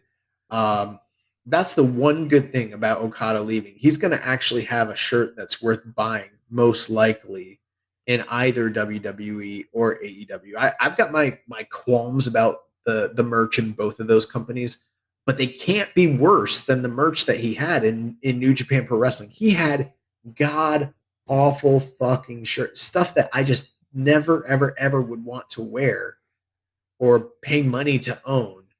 And the same can be said for Chaos. Did you see that the last Chaos shirt that they just made? I don't think I did. No, it's just blue with pink letters. It just says Chaos. What the? Oh, I think I did see that. Yeah. Who's gonna wear that? Why would you wear that? Oh my god, Chaos was a really important faction in like 2010, 2011, like whenever it was when Rise and GBH got killed. But dude, this group has not mattered for so many. They're basically just Sekigun at this point. So I don't even see the point of them continuing. And if they were, I can't think of a single individual that I think should lead them, unless it was like, I don't know, someone that desperately needs a faction like a Shingo. But how fucking weird would a Shingo-led Chaos be? Ishii gonna take orders from Shingo Takagi? Nah, bro. Like, just let it die. I lived through so many periods where like you had cool groups and they died, and you know what happened after that? Other new cool groups were able to be formed. Why? I don't like this era where the groups exist for 15 years. Why is a group existing for 15? You're not the fucking Four Horsemen. If you're not the Four Horsemen, you shouldn't exist this long. It's crazy. Yeah, it's funny, so I was listening to Flagship. They did their instant reaction review of the Royal Rumble, and they were talking about, guys like Kofi Kingston and The Miz, like New Day, like that feels like a relic in today's WWE. Like, like they were around in like 2012, like that's when they were getting pushed, and they're still around, and when they come out, it feels weird and it feels like a relic. And that's almost how I kind of feel about Chaos at this point. It's like, Chaos, like you mentioned, like That was from, same thing. That was like from 2012, 2011, 2010. Like, and the fact that group is still around now, and I mean, essentially, like you said, they've already kind of been blended with Hantai. Like, they don't really serve a purpose. Like, it just feels super outdated. Hold on, let me do this just so people can understand what Chaos was, because I don't think that people even understand what the fuck Chaos even was. Let's talk about some members of Chaos that were part of this. Oh, and here's another thing. When Okada leaves, hypothetically, if he joins AEW, what are the chances that he gets put in the best friends immediately because they're part of Chaos? Oh, yeah. I think they've already kind of on screen, he's already been associated with Orange Cassidy. And I hope they don't do that. and, Rocky's up all's on Dynamite too. So, all right, let's talk about people that have been members of Chaos. Alex Kozlov. Well, hold on. What year did the group actually start? 2009. Wow. Okay. Black Tiger 5, D. Brian Kendrick, Davey Richards, Ghetto, Giant Bernard, Hideo Saito, Jado, Carl Anderson. Do you remember when Carl Anderson was a member of Chaos? No, I don't. No. Jay White, Kazushi Sakuraba, Low Key, Masato Tanaka, Mad Mikey Nichols, Shinsuke Nakamura, Takashi Iizuka. People don't even remember Takashi Iizuka was a member of Chaos. You know who else was a member of Chaos? Tetsuya Naito. Remember Naito being in Chaos, guys? Nope. Like, this is, Yujiro Takahashi was a member of Chaos, and there's other people that were like, kind of like Tajiri. Tajiri was like part of Chaos, and Val Venus and Yamato and Averno, and like the list goes on and on. Like Okamura. I'm just naming people that you're like, when the fuck were bro? they part of Chaos? It sounds like you pulled up Fire Pro and you're just you're scrolling through the menu. Bro, Flip Gordon had a part-time association with Chaos at one point. Wow. Wasn't Amazing Red technically part of Chaos for a brief period? He was, yeah. This is what I'm saying. Everybody was a member. You know who else was a member of Chaos? The Briscoe brothers. They were, yeah. Like, what are we doing? No, just leave the memories alone. Okay, this group started in 2009. They don't need to exist anymore. There's no point. Right, they're not serving a purpose. Like I've never heard like, oh, Chaos is a big merch movers. Like obviously Okada is, but like Chaos as a whole. I mean, aside from the towels, what else are people buying? I don't see people wearing Okada shirts. Yeah, I don't know, but I mean, I've never heard of Chaos as a whole being a big money mover either. So it's like, what purpose do they serve? They don't not selling merch, like, bro. They're just part of Hantai at this point, anyways. Right. I think that group needs to be folded. They're gonna fold it, and Ishii's gonna say no, and they're gonna say yes, and then he's still gonna be branded as Chaos, just like how Makabe and Hama are still GBH, but there's no GBH. Yeah, it's just the two of them. Or like how Nagata's still Blue Justice Army, but there's not a Blue Justice Army anymore. That's gonna be Ishii. He's gonna be the lone member of Chaos. Yep. And that's it. Oh man. That's my fantasy booking. Yeah. As far as United Empire, now I mean, I really like United Empire. They don't feel like a relic to me, but I mean, the group was created for Will Ospreay. So it's gonna be kind of weird if somebody else leading it, and I don't really feel like any of the guys in the group right now should be the face of the group. I feel like if it was like 5 years later, like Callum Newman would have been perfect, but he's not quite ready yet. So yeah, I don't know what you do with them. I have no clue. Yeah, we'll see what they end up doing. Next up, that dude named Menace says, does New Japan lean heavily into using outside like New Japan or All Japan Noah talent, or does Gato make an attempt to elevate the new guys? I mean, I don't see why you can't have a combination of the two. Right. I think that they need to elevate their talent. They also need to utilize outside talent. They need to pull from all resources that they have available to them. Yeah, I don't get why it has to be either or. Yeah, do both. Also asks, if you ran New Japan, do you change the booker or let Gato figure it out? I've already answered that last week. I think they need to make a shift and adjust. If I'm running New Japan, I'm putting myself as a booker. He also says, I don't believe the new challenges narrative that Okada put out there as a reason for leaving. Why do you think he left?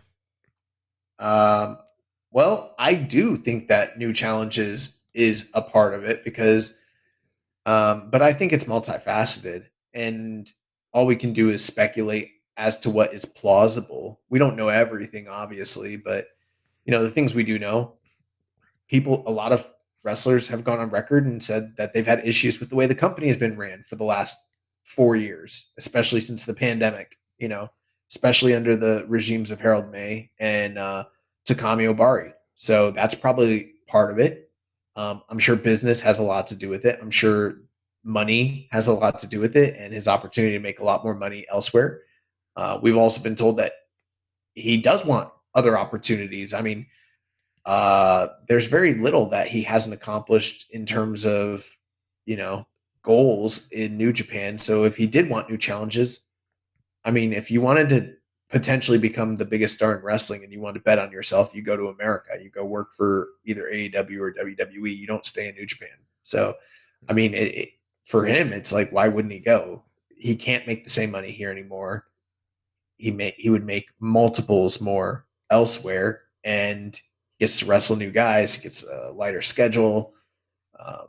He becomes a bigger star worldwide day one. There's just a lot. There's a lot of reasons why he's leaving. Yeah. And we don't even know that those are his personal reasons, but that stuff's just all on paper. Who knows what his personal train of thought is, but I mean, that's all there. Yeah, I mean, he wanted the challenge of getting some con money into his bank account. The challenge is, how can I turn this dollar into a yen and send it back home for my family so we can be extremely wealthy? Yeah. Then his last question, what's up with the neckbeard screeching about the integrity of New Japan when ultimately these are human beings that want to make money and have the right to do so? Thoughts? I'm not that tuned into what everyone is saying online. And honestly, can I just be honest with you, Jeremy? Please. We just don't interact with the really plugged in New Japan crowds too much anyways. I mean, I see what is curated on our X timeline, and I might see what is posted here and there on a New Japan board, but the deep insular message posters or message board people or the discords and the ones who are in their very distinct bubbles and have these very passionate takes on New Japan, I just don't fuck with those people. I don't know. I don't even know what they're saying. I don't know what the integrity of New Japan is. So yeah, I do agree though that these are humans and they have the right to make money, and I'm assuming he's referring to people that are just diehard. I know that there are camps that are the same kind of, how we see these very tribalistic AEW and Fed Defense Squad type fans. I know that those types of New Japan fans exist. I don't fuck with them. Yeah, a lot of times I don't see a lot of the complaining and a lot of stuff like this. So, but yeah, I mean, if Okada, if his motivation is money, that's fine. I mean, he has let him make his money. He has every right to want to make money and provide for his family and get a better life. So Bro, I've got a very similar situation in my own life going on at work where I'm the Okada. And I told him I might walk unless you guys pay me some more money. Add some and zeros. then they said, well, I mean, X, Y, and Z. And I was like, oh, I can do X, Y, and Z. I'm the fucking ace. Did you guys not realize this? And guess what's happening? I got meetings lined up all week. All week. They're trying with the company and outside the company, so they say get a deal done, get him in the office, get the contract signed. It's contract season right now. ELP and Hikuleo came on this show trying to get us to tell everyone it was contract season for them. No, it's contract season for the young boy. It's time for me to get paid. Oh man. Last question here about the Okada stuff from Dr. Cozy Lariat. If you were to build a main eventer, why not make it Great Okan? Honestly, I like Great Okan a lot, but I've never seen him as a main eventer. I've said otherwise that there were reports the company felt like he was a main eventer and they had big plans for him. But even then, even when I heard that the company had big plans and they planned to move him to a prominent position, I never saw him as like the top guy. I always saw him as being like a Minoru Suzuki top heel, sort of role, which I think he can still get there. But I mean, this is a company, let's just like call a spade a spade. A lot of what New Japan is built on is the attractiveness of the top guys to appeal to women and guys. And, it's a quasi, I don't know if idol's the right word, but it's like most of the people they try to push are fucking hot. Okan's not hot. Man's not hot. Man's not hot. Like, Okan's a great character, but I think even some of the stuff that he was doing in the social media was potentially garnering bad attention from management. I don't know. And for me personally, I wouldn't push. I think Okan's a great wrestler, but not a great wrestler. I don't think, for me, a lot of what I love about New Japan are the guys that can go out there and give me the very, very, very best wrestling matches possible in the entirety of the world. And don't get me wrong, I like Great Okan. I think he's had some great matches, but I've never seen him have a match where I thought, oh, that is a match of the year contender. I'm fucking over the moon. That blew me away. How is this guy not the world champion right now? I've never said that once.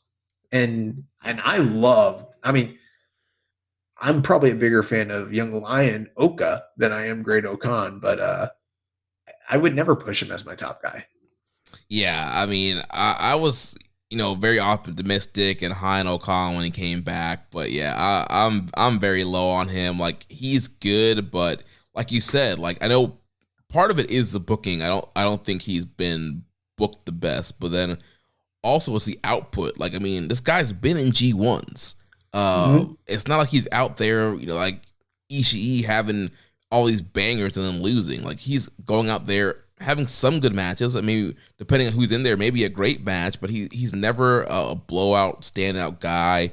A lot of the big matches he have, it's not always, you mentioned match of the year level. I think, recently that Jon Moxley match is probably one of his best things he's done recently. And this is a guy that's full-time in New Japan on pretty much every tour.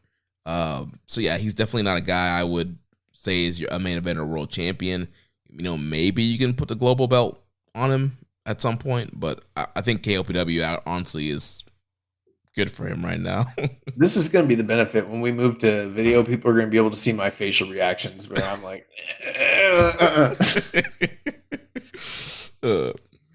So the main event of this Korakuen Hall show was the Roughneck Shota Umino defeating sold out Ren Narita 33 minutes and 45 seconds. I know that doesn't sound great, and I know that, on paper you're thinking to yourself like, okay, Ren Narita, House of Torture, it's probably not that great. I don't know, Jeremy. This did it for me. I thought this fucking ruled. These two guys have had heat ever since the angle at the end of World Tag League, and Umino has not been able to get the better of Narita.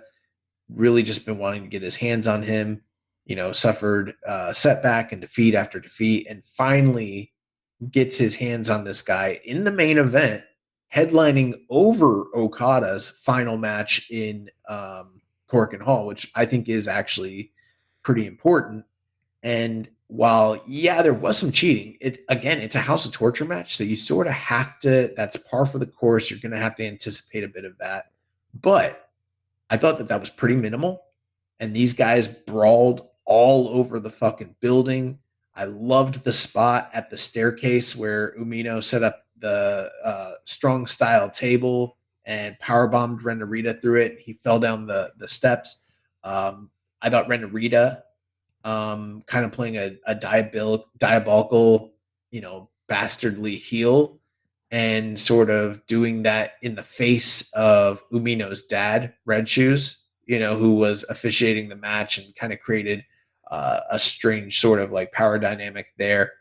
And then for me, again, I don't like House of Torture, but I love when House of Torture, the few times where House of Torture gets, their comeuppance.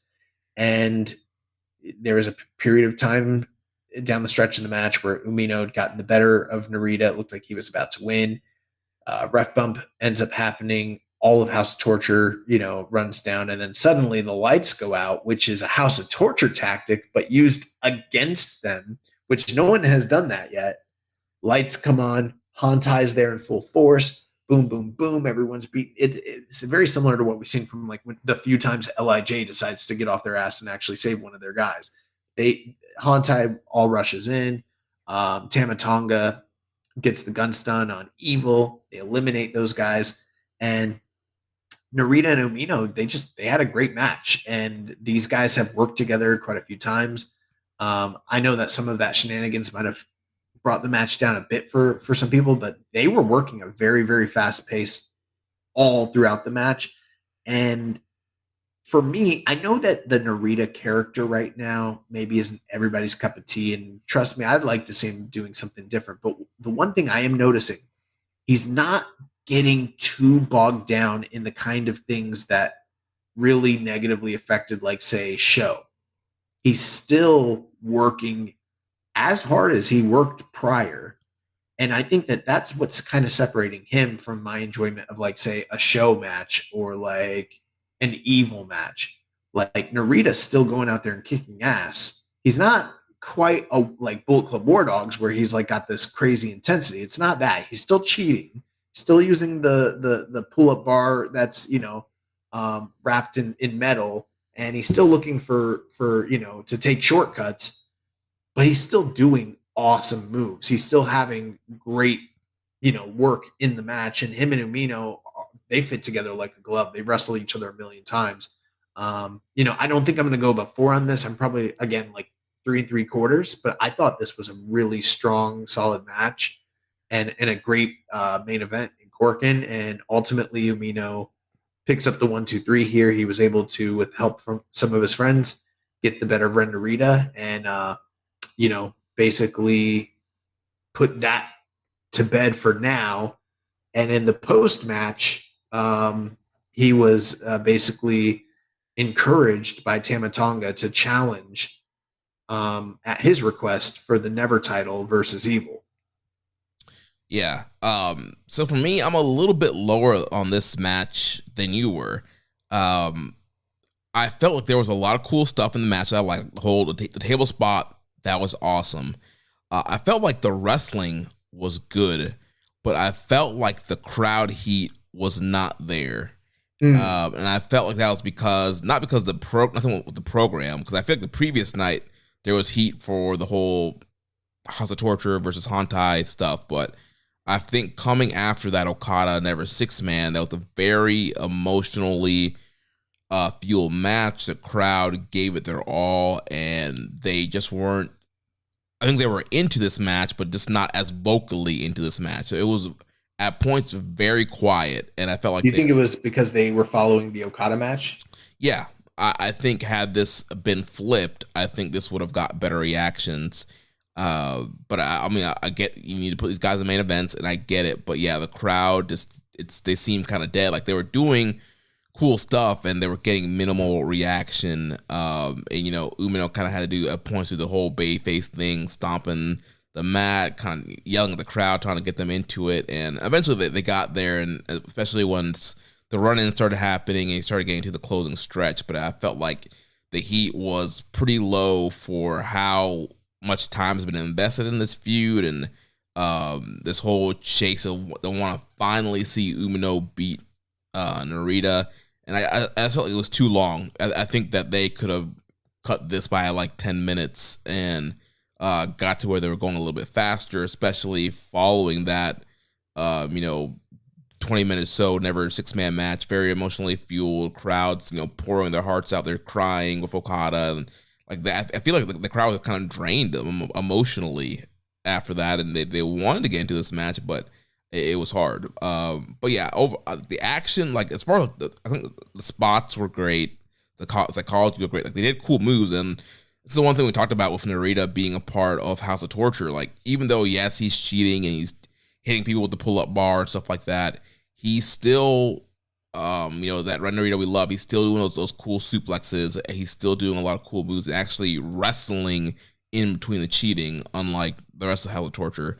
So that was good to see. But I think these guys, they have a better match in them, and I just think that they were kind of placed in a tough spot following the Okada match. Yeah, well, here's the thing with all that. You bring us some great points, but I'm right and you're wrong. So that's it. Yeah. So no, I think you brought up some good points there, and maybe I think for me personally, I probably wasn't paying as much attention as maybe I normally would to the crowd responses. So that's actually an interesting observation there. Yeah, and they definitely went a bit longer than I expected, which could be, categorized as overindulgent, especially with all the House of Torture stuff. But for whatever reason, for me, I don't know. I think I'm just a mark for anytime House of Torture tries to cheat and they just get cut off and they don't, and it works for me because I'm always like, I don't want to see them there at all. And when people beat their ass, I'm like, fuck yes, let's go. And I'm like happy about it. But I think at the same time, this is kind of a really heavy House of Torture tour just in general. And I'm not necessarily loving that aspect of this part of the New Beginning tour in general. Yeah, it's kind of been rough with House of Torture being so focal, and for me, like I really want to see these young guys kind of break out and do some cool stuff, and yeah, it's just not happening. And honestly, like we mentioned earlier, the best part of this tour is the United Empire versus War Dog stuff. Like that's the most heated stuff. Like they always get great crowd heat. There's violence, like it's a blood feud, and I think they're doing an excellent job building to that 5-on-5. And yeah, some of this stuff I think was built up too long, and I don't think that people are as invested as some of the other stuff. Now, with all that being said, I think that, and this is just my wild hunch, I've been wrong before, but I'm seeing some good signs of life when it comes to Narita finding his footing with this new character. And I felt like he's not quite there yet, but I felt like in this match we were starting to see that just a bit, which is good. So hopefully that kind of continues on beyond this match. Yeah. We had a question here from Roasted Cat 23. Assume Umino is the new ace. How do you book him in 2024? Would it feel forced if Umino goes over Okada before his departure? A friend of mine said Moxley might act like a transitional champ toward Umino, but NJPW is clearly suggesting that Umino is going for the Never title and won't be rushed toward the world title, so I doubt it. I'm just going to say what I've been saying. I think whoever they push is going to win the G1 and then challenge for the title at Wrestle Kingdom. And that will be like the first, we're off to the races with whoever that individual is. I don't think we're going to see. And I mean, if you just look historically at the way New Japan books now, of course, a lot of this is under Gato. It's very rare that you see someone fully solidified until they've either one of two things happens. They win the title in an unexpected manner early in the year, and then that's just a trial run and the title gets taken off them, and then the big run comes later, or they win the G1 and they challenge at Wrestle Kingdom. So one of those two things is likely going to happen. And given the how transitional this year is going to be with the departure of Okada, I really think that the story of the year is going to circulate around who is going to be the future ace. And that's going to kind of put Naito for the time being, unless they take the belt off Naito, it's going to put Naito in sort of a quasi Jumbo Tsuruta type role for the time being. Yeah, and Okada's already kind of, or not, excuse me, Umino said that in his post-match promo that he's the ace.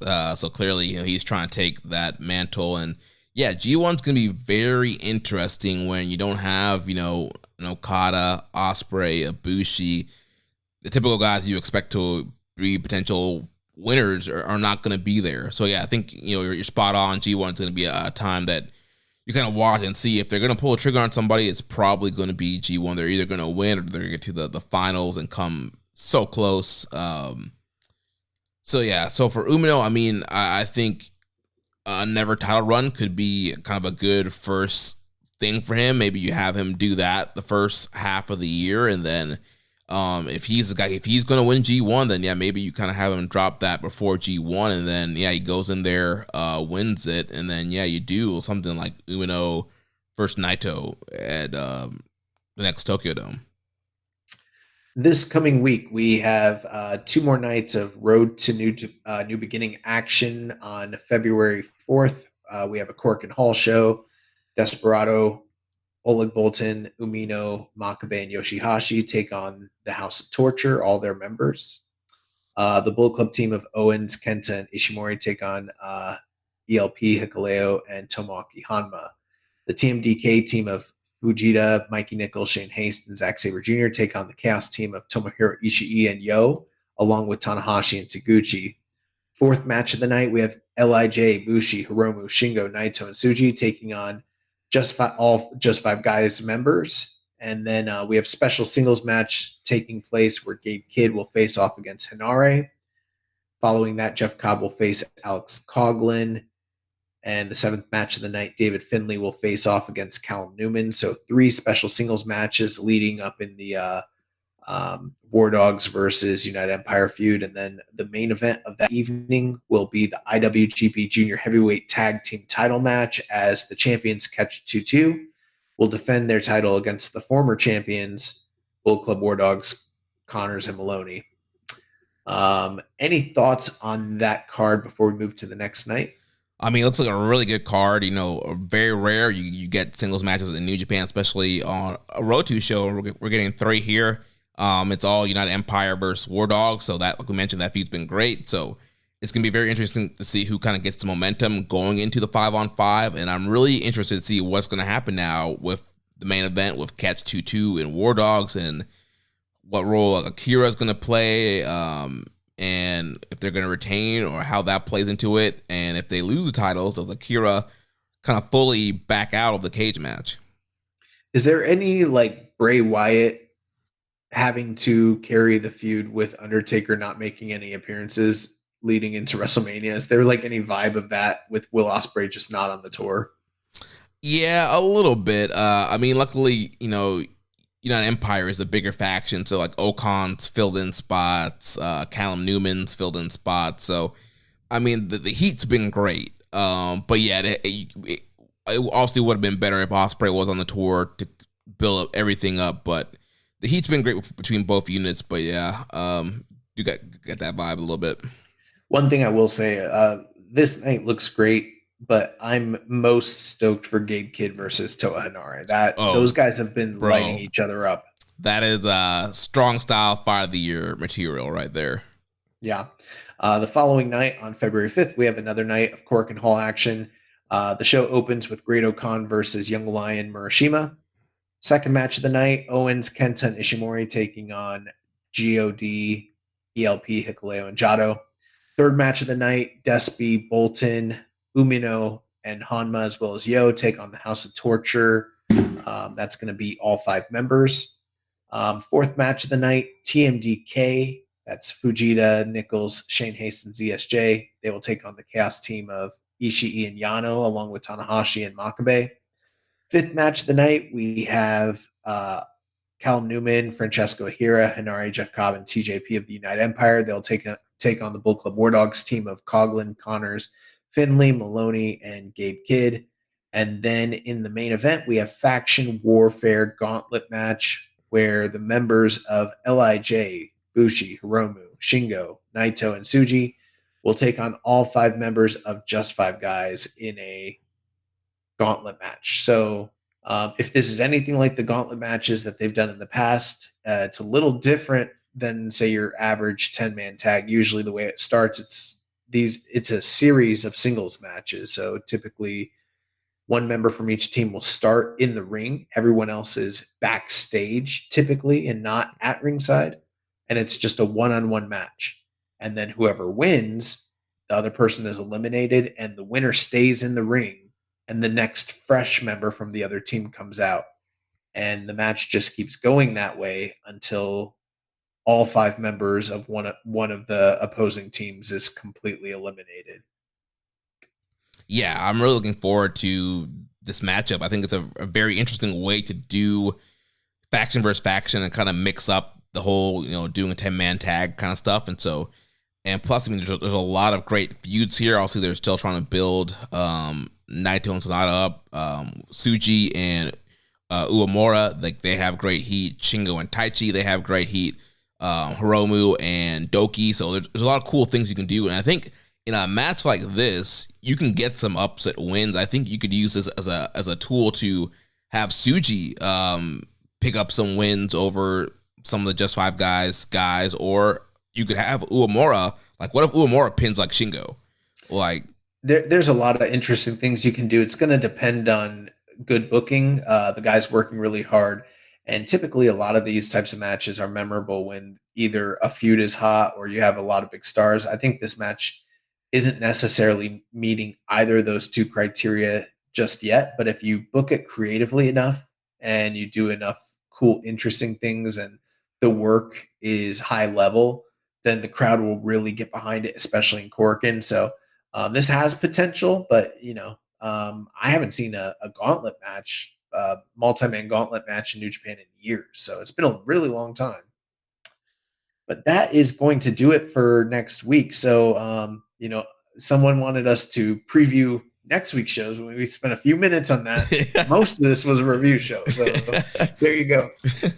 And next week, we'll review those shows. And we're going to spend a lot of time reviewing those shows. That's what we do. Let's jump into the news. So the news here, Evil will defend the Never Openweight title against Shota Umino on night 1 of New Beginning in Sapporo on Friday, February 23rd. Also added to that lineup for that evening, Desperado will face Show in a non-title match. We got a question from Death Triangle 720. Hypothetically, if Shota does beat Evil and wins the Never title, how should he be booked with the title? I think that they should make it, a quote-unquote real man run for him. Have him defend the title against Ishii. Have him defend the title against Shingo. Have him defend it against Goto.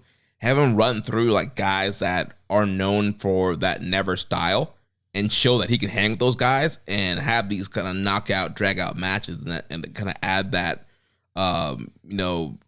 rougher, quote unquote, roughneck style to Umino and really kind of show that he can hang with the tough guys.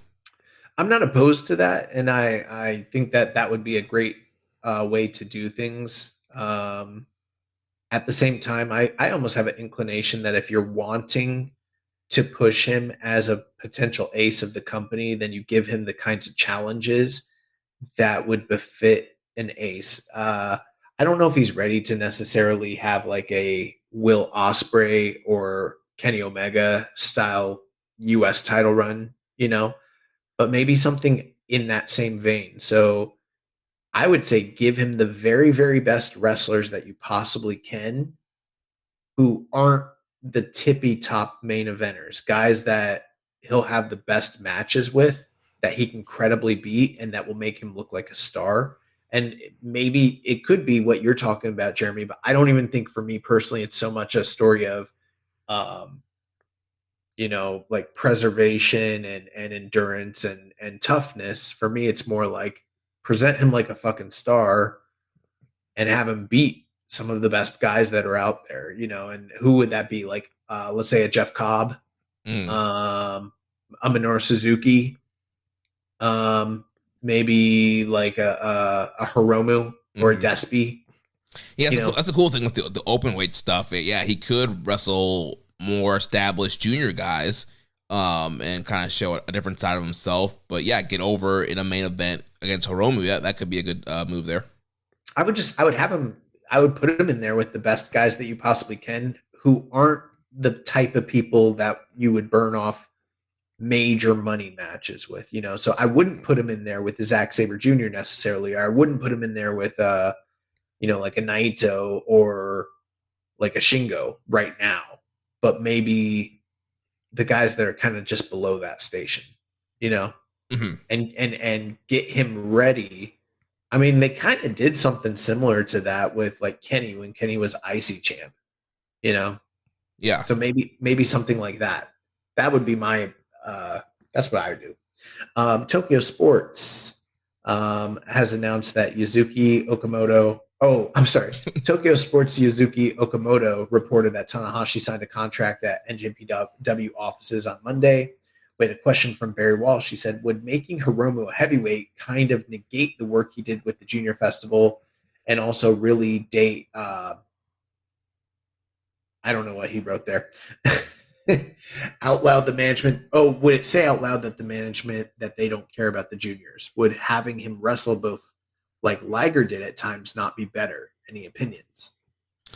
Yeah, I mean, we kind of talked about this last week, and you kind of threw out the idea of like, all right, have Hiromu in there with Okada, maybe have him beat Okada to elevate him. And I don't think that him being elevated to heavyweight would throw out what he did with the Junior All-Star Festival. I think that was cool, and you could have somebody else, the next face of the junior division, do that. But, you know, Hiromu is a star, and they need star power. They need people who can draw on top of the card. So why not give a chance and try to elevate him to heavyweight?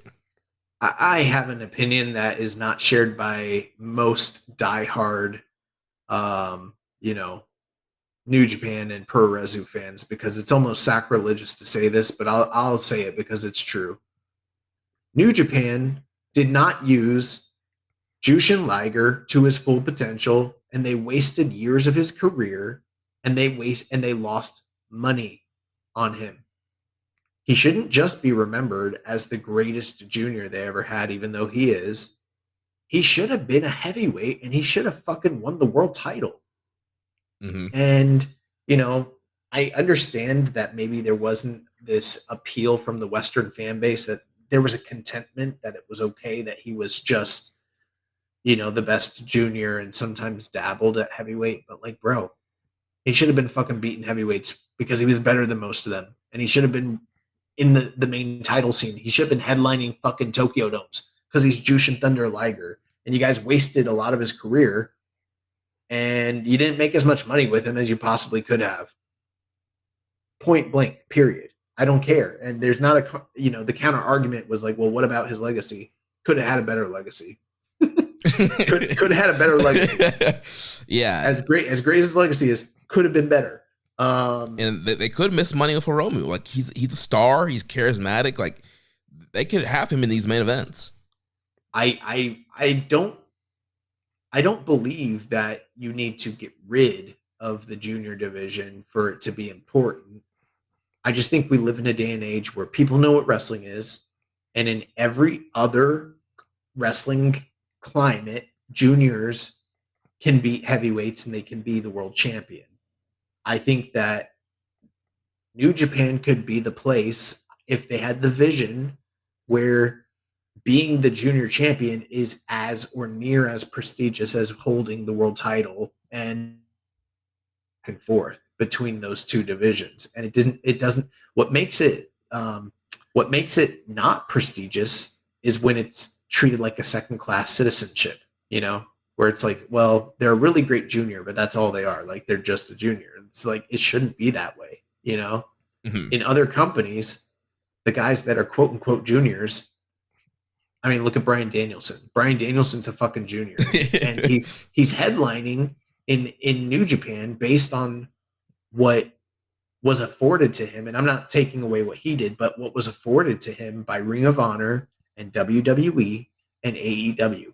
And if he didn't have that groundwork from those guys, if he had stayed in New Japan for the past 20 years, he wouldn't be Bryan Danielson.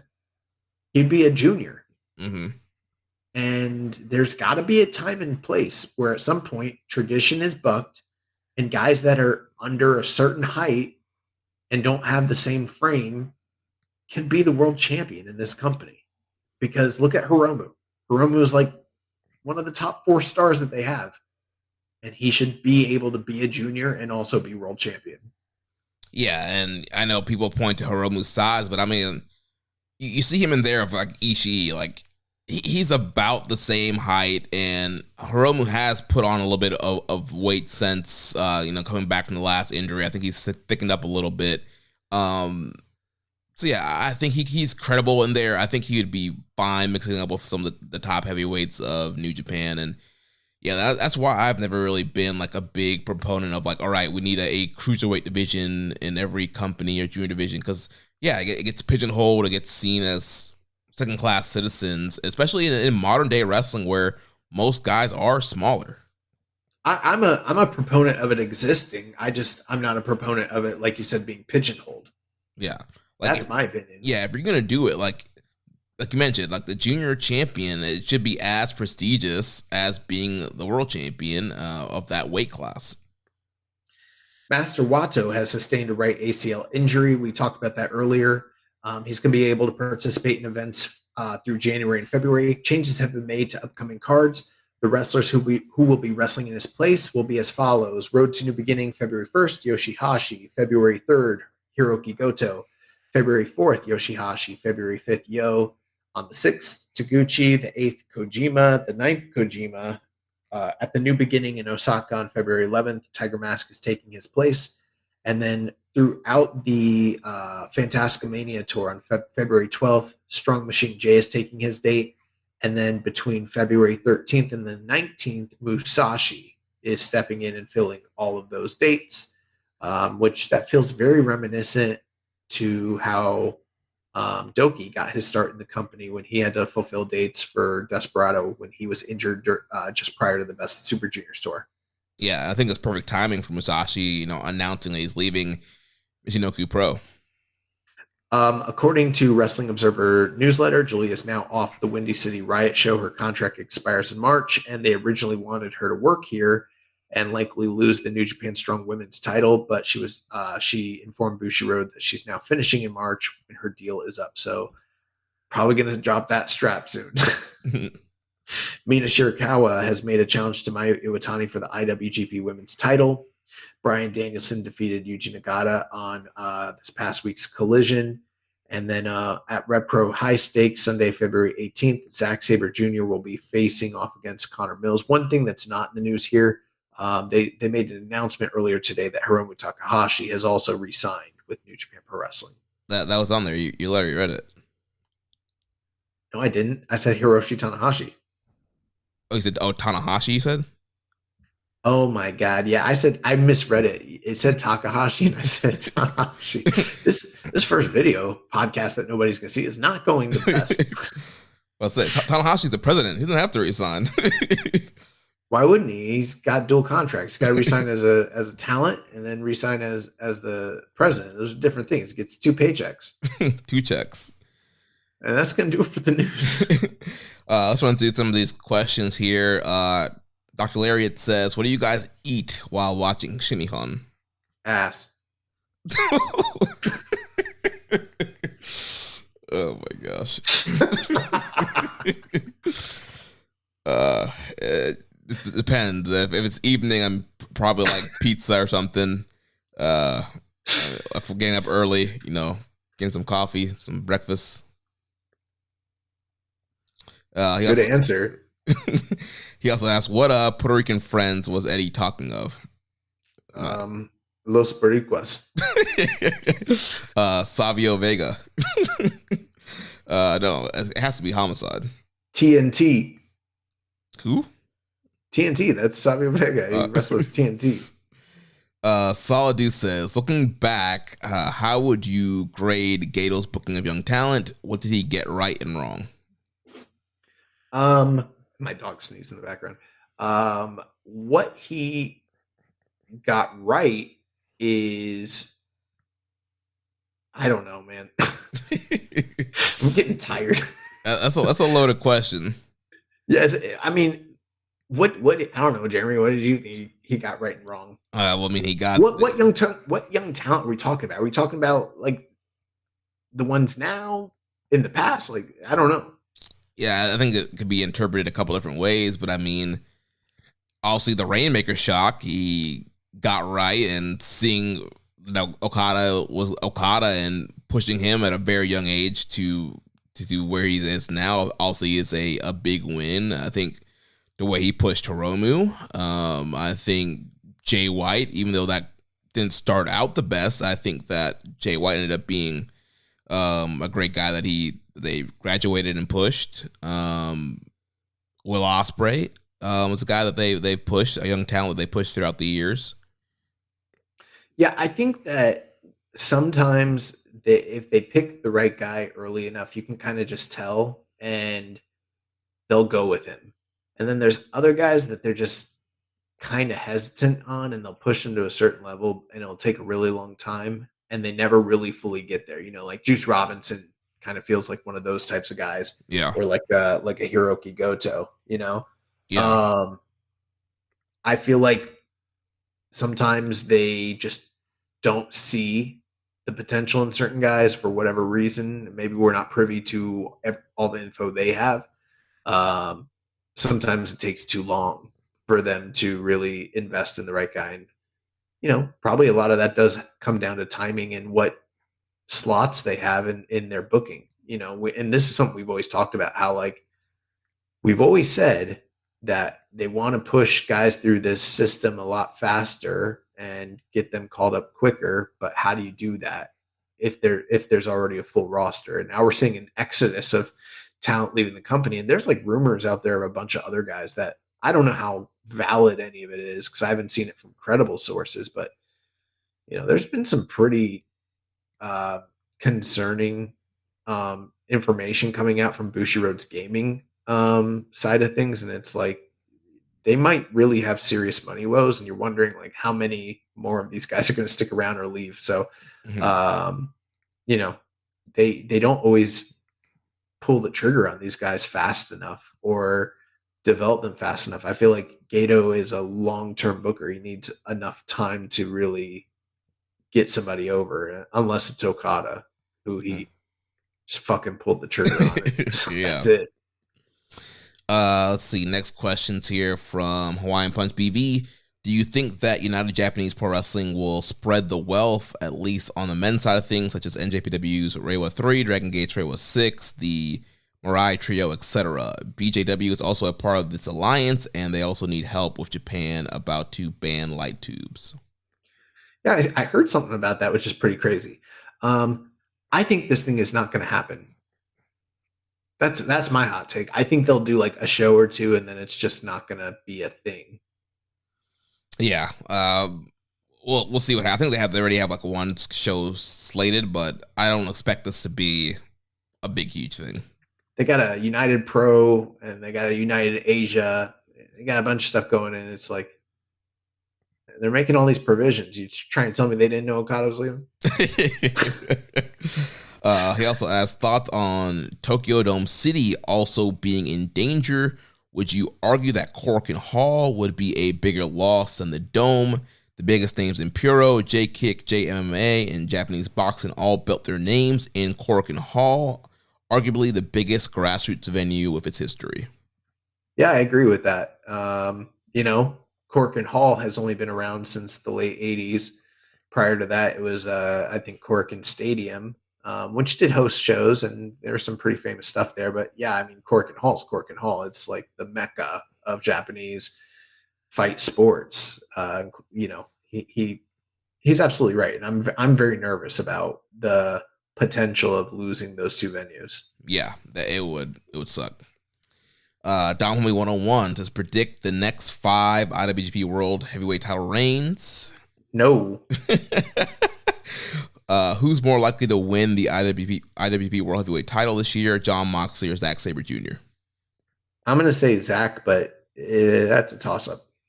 I'm gonna put my money on Zack right now. He says, let's talk about the hottest free agent in the wrestling world. What company do you think Tama Tonga will land in? I don't know. It could really be. I'm gonna say TNA. Yeah, I think we said that last week. Yeah, I think he's gonna cross the line and he's gonna go to TNA Impact.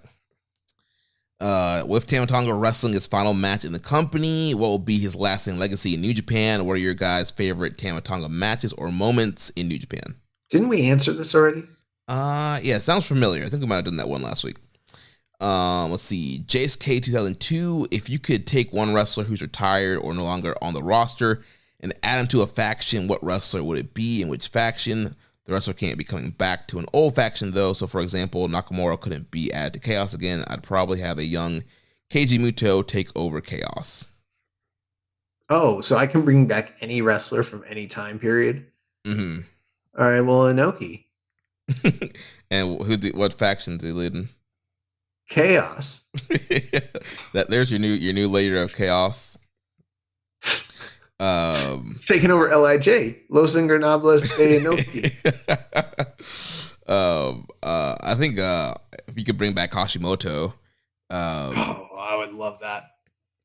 I would fuck people up. Yeah, I don't know what faction I'd put him in. I'd probably have him be Hantai. United Empire. Yeah, the Bullet Club. Hashimoto Club. Yeah. This next user's name, I'm not sure. It's a bunch of L, Y, and K's. It doesn't matter. We got a question from somebody. Says, what do you think of them immediately running back the world title in junior tag title matches? The world title makes sense, kind of. The junior tags, this will be their 5th match since July. And Wrestle Kingdom was really framed as the blow-off. This one makes no sense to me. I agree. I don't. Now, the only thing that makes sense about it is we're getting that cage match and it fits within the framework of the greater feud, but it is a little bit of an overkill, especially since we've seen this so many times recently. And it's to diminishing returns. I feel like the matches are getting worse than they were in the beginning. Well, now we got the Oswong spit and miss every match. Yeah, plus, like I'm a little nervous about what the potential like character development with Francesco Akira might be coming out of all this. So it's an uncertain time. Might be good, but it also could suck. So yeah, with the title thing, I don't know. That's a little bewildering. I kind of get it, but like honestly, the last time they did a rematch of the main event of Wrestle Kingdom, and this is off the top of my head. I can't say 100% this is the case, but I feel like it was when Tanahashi defended the IC title against Nakamura, and then they ran it back at New Beginning, and that was like 2013. We're talking a decade. Like it's very rare that they rematch that, that main event. Yeah. So here's a question here from Def Triangle 720. Do you think it's time New Japan should be scouting some Japanese talent instead of Gaijin talent? Yeah. I mean, they're getting Musashi, so boom. Yeah. Again, I don't know why you can't do both, but yeah, definitely. I think they could maybe scout some more Japanese talent. He says if you had to pick, I think what it is like New Japan fans are like, we got to get some Japs in here because if we keep hiring these white men, they're gonna keep taking the money and leaving. We need people that are domestic, that speak the language, who are not appealing to Tony Khan. That's what we're looking for. Someone that Tony Khan doesn't want, someone that Triple H doesn't want. That's what we need. Okan. Yeah, we need like 5 more Okans. People like that. That's what we need. He says if you had to pick one talent from any Japanese company in New Japan, who would it be? It's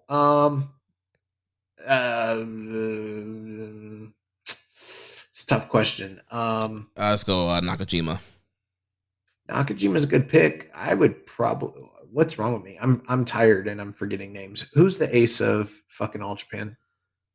Oh, Kento Miyahara. Yeah, take Miyahara. Yeah, that's a good pick. It says, let's say Chaos has to torture United Empire all disband. What new factions can you make with the talent afterward? Plenty of them.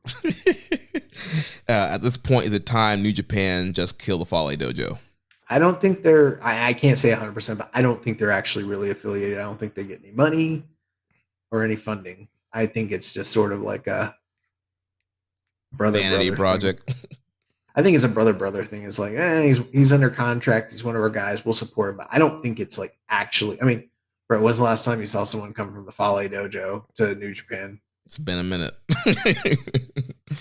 I wonder how that investigation into all their wrongdoings is going. Let's just focus on the positive. But speaking of dojos, the Peaky Blinder says, how is the young boy's training going at the Sai Dojo, especially with trying to fit in all his studies? I'm not training for wrestling right now. I'm trying to find a place to train. Well, Sai Dojo is no more, right? I mean, Sai Dojo's like, it's Matt's thing. So it's like, it's a state of being. You got to use your third eye, tune in, drop out, that sort of shit. You got to do a lot of drugs. I'm just playing. I don't know. I don't know exactly what the future is of Sai Dojo right now. I talked to them the other day, but they want me to go to this other class. I don't want to go. So wrestling lab. Well, they want me to go to lab, but they don't want me to train with Jay, which I don't know if I want to train with Jay because I think he might, I think he might be a sex offender, but allegedly. I mean, allegedly, but alleged by so many different people. At some point, I think it's highly likely that he's probably a sex pest. But so I don't know if I want to train with that guy. But they want me to train with Mercury, and I've been told maybe not to. Luckily, nobody in Florida is listening to this, but I don't know. I mean, I don't know.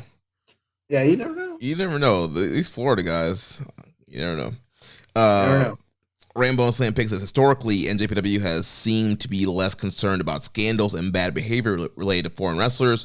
With the mainstream press that Vince McMahon's newest scandal has brought, do you think that the corporate office at Bushi Road will take notice and make changes to those policies, or are they too far removed to worry about even a huge scandal in American wrestling?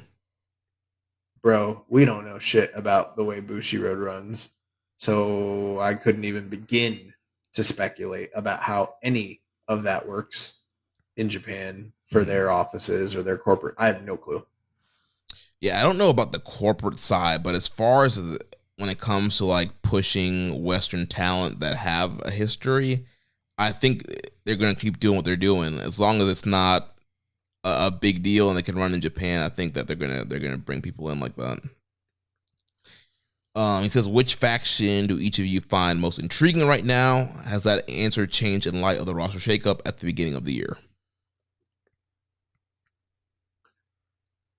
I'm not interested in any faction right now in New Japan. Actually, that's the truth. I don't think that there's anything very exciting going on with any individual faction.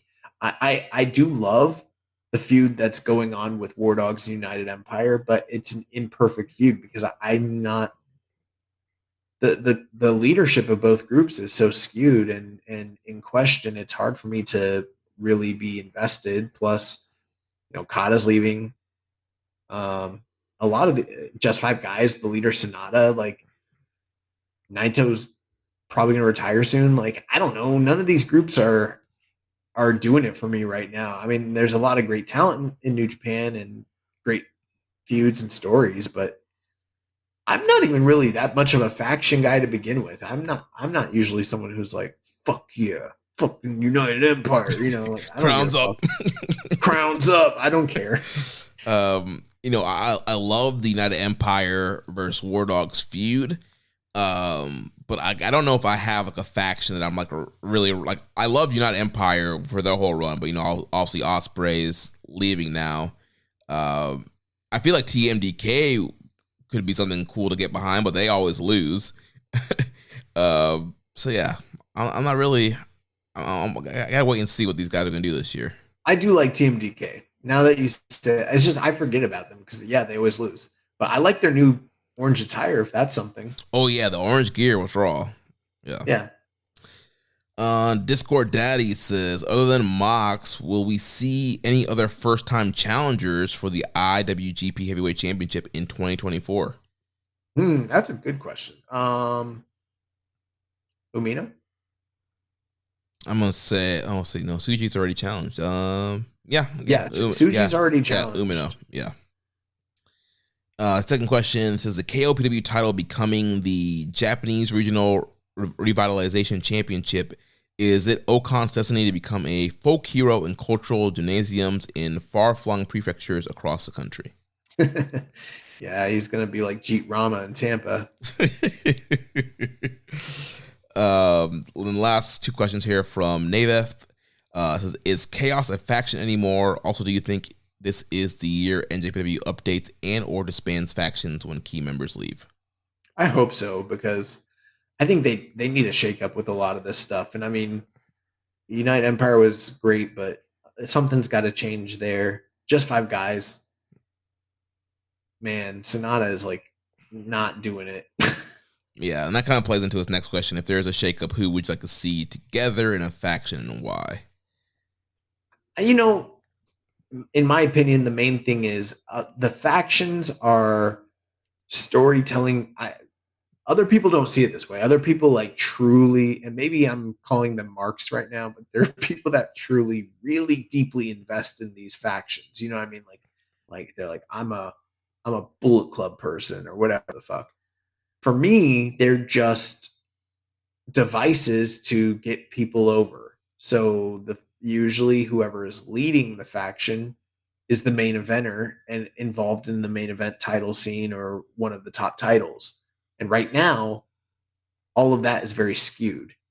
And then the people underneath, you usually want to see like some up and coming rising stars or juniors or tag teams that you're excited about, like that kind of round out the faction in a way to where everyone can work through and get elevated and, you know, facilitate stories and stuff like that. But like right now, the groups just don't feel the way, like, you know, when like Suzuki-gun had that like sort of familial group thing going on, or like LIJ at like their zenith, like that nobody's like vibing like that. And the leaders of these groups just, I don't know. Zach's probably the best leader in New Japan right now. Mm-hmm. Yeah, I mean, like we talked about, I would love to see Shingo kind of break off and lead his own group. I mean, I feel like most of the young guys should be leading their own groups because in some ways they're better than a lot of the talent that's in the company right now. Yeah, like you said, again, using the group as a device to get them over. Yeah, if Umino's leading his own group, if Suji's leading his own group, like I think that kind of helps get them over as the main eventer. Like, oh, he's a leader, he has a group following him. So yeah, it'd be cool if the young guys did eventually all get their own factions. All right, well, that's going to wrap it up with the questions. Real quick, recommended match of the week. Last week, I recommended that we watch Big Cope, Adam Copeland, take on Minoru Suzuki from Dynamite this past Wednesday. Yeah, I was confused about what the Capopin was. I was like, what the fuck's the Capopin? Who's that? I guess he's having an open challenge called the Cope Open. Yeah. So that's cool. This match was fun. It was definitely something like straight out of a Fire Pro Wrestling type match. I mean, it only went 9 minutes, so it wasn't like they got a lot of time, but the crowd was really into it. And seeing Adam Copeland kind of, you know, trade blows with with Minoru Suzuki was sort of like, you know, you didn't expect to see that. So it's sort of got a novelty to it. And I thought it was a fun match full of cool shit. The two bad things with it was like, Suzuki can't bump, bro. I don't know what the fuck's going on, but like he was trying to take bumps and a few times throughout the match. I mean, he still moves well. He moves well. He can strike well. He's got the character thing down. But when it comes time to fall down on that mat, like he's having some trouble. I don't think he wants to. That's a problem. He's like, Bro, his body, he must be hurt or something. Yeah, he's like, I'm gonna do this like half bump, and this was worse than that. This was like, to me, what it looked like. It looked like somebody who can't bump, so they're trying to, adjust for that or whatever. Like that, trying to compensate. Yeah, that Ric Flair like side back body bump. No, this was worse than that. This was like, I can't fall down, so I'm gonna go down on my hands and knees because I can't fall. I can't take. He didn't take any flat face bumps. Like he couldn't fall flat on his face, which is weird. That's like the safer of the two bumps. Mm-hmm. So I'm wondering if he's got like joint issues or what's going on. And yeah, he was struggling. But the match was fun. It was very fun, and Adam Copeland won. I'd go like for a 9-minute match, like 3.5. I thought it was pretty good. Yeah, it's a fun match, and that's a real like wild match that you never thought, like Edge versus Suzuki. Like I never thought that match would ever happen, and yeah, it was cool to see. Obviously, it was a more Suzuki style match with a strong style hitting and stuff like that, and yeah, I thought Cope did a good job, and yeah, really fun match. Yeah, I'm glad to see you kind of contrast that with like, CM Punk when he was there. He was doing, Bret Hart jerk-off matches. Adam Copeland's out here, and he's clanging and banging with the god of Puroresu. So it was pretty cool. And then last week, I recommended the Soberano Jr. versus Atlantis Jr. 2 out of 3 falls match from December 22nd from CMLL Super Viernes, Friday Night Arena Mexico show. And I watched this. I thought it was pretty awesome. Yo, this match was dope. I took a lot of notes on this match. So this was a 2 out of 3 fall match. First of all, Atlantis has a big suicide dive to the outside, tries for another one, he gets kicked, and then Soberano does an outside to the inside moonsault and gets the first fall really quick. Then they start the second fall. Soberano is throwing him to the rails. He's untying the mask, gets a kiss from a girl on the outside. But then Atlantis comes back, does a power slam and a frog splash. He wins the second fall. And then third fall goes, Atlantis doing a bunch of tilt-a-whirl backbreakers, followed by head scissors. There's a big tope con hilo. Soberano does the dude buster onto the apron to Atlantis. That was absolutely nuts. He follows it up with a Fosbury flop. Atlantis comes back as a super arm drag for a near fall in the ring. Does a wheelbarrow suplex for a near fall. Then they're out on the stage. He does an arm drag off the stage to Soberano, and then he follows up with the perk angle, jump off the ramp dive to him, which was nuts. Then he did the plancha where he runs down the ramp, does the crossbody into the ring. Soberano reverse momentum, goes for a tornillo off the top, but then Atlantis eventually gets him up in the torture rack and gets the submission victory. Yeah, I don't think it's quite a torture rack, but it's like I don't know what they call it. Like it's Argentine, I guess, backbreaker. Backbreaker, yeah. It's the same move that his dad used for years as his finish, so it's very famous. It's usually when Atlantis would put somebody up in that, if he got it, they tapped out very quickly, and that's exactly what happened here.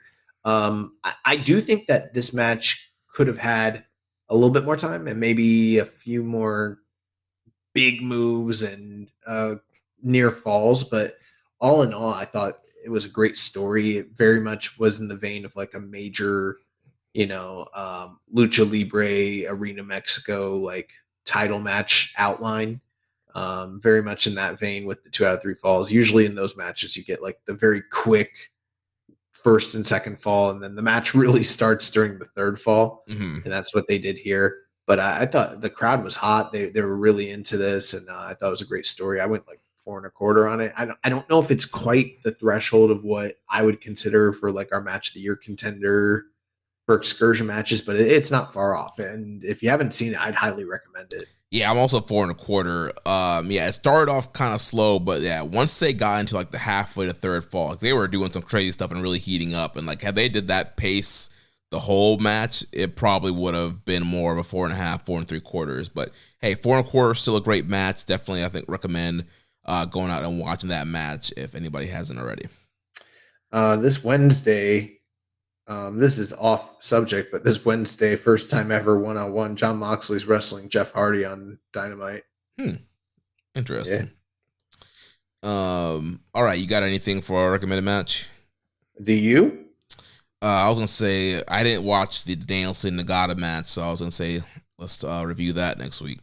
Okay, great. And I am going to recommend the much heralded Will Ospreay versus Josh Alexander rematch that just took place from Snake Eyes, and I think Dave Meltzer gave it like 5.5. 5.5. I don't think it's going to be 5. It's one of the greatest matches of all time. Definitely the greatest TNA match that's ever happened. But I'm hearing great things, so maybe it is. But I just 5.5, Dave. I don't know. We'll see. We'll see. But it sounds awesome. Their first match was very good. So yeah. Well, that's going to wrap things up here for us this week. Next week, we will be back to review these Road to New Beginning Korakuen Hall shows.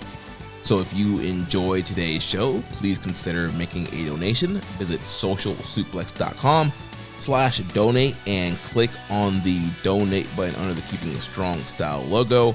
Make sure to connect with us on social media. On X, follow us at KI Strong Style, at Social Suplex, and at Jeremy L. Donovan. On Facebook, follow us at facebook.com/Social Suplex and the Wrestling Squared Circle Facebook group. On Reddit, I am the Pro Black Guy, and Josh is Keeping It Strong Style. You can join our Social Suplex Discord server to interact with us and other wrestling fans. You can email me, Jeremy, at socialsuplex.com. Check out all the other shows that we have here on the Social Suplex Podcast Network. One Nation Radio hosted with Rich Latta and James Boyd. All Things Elite with Floyd Johnson Jr. and Austin Sumowitz. Imps WWE Adventure with The Implications, Matthew Mayer. Wrestling Art with Chris Things, Tunnel Talk with Ali, Ann, and Leah, and the Trish and Sarah Wrestling Podcast. Don't forget to subscribe and leave a rating and review, and we will catch you next week on Keeping It Strong Style, the ace of podcasts. Ichiban. Thank you for listening to Keepin' It Strong Style. We'll see you next time.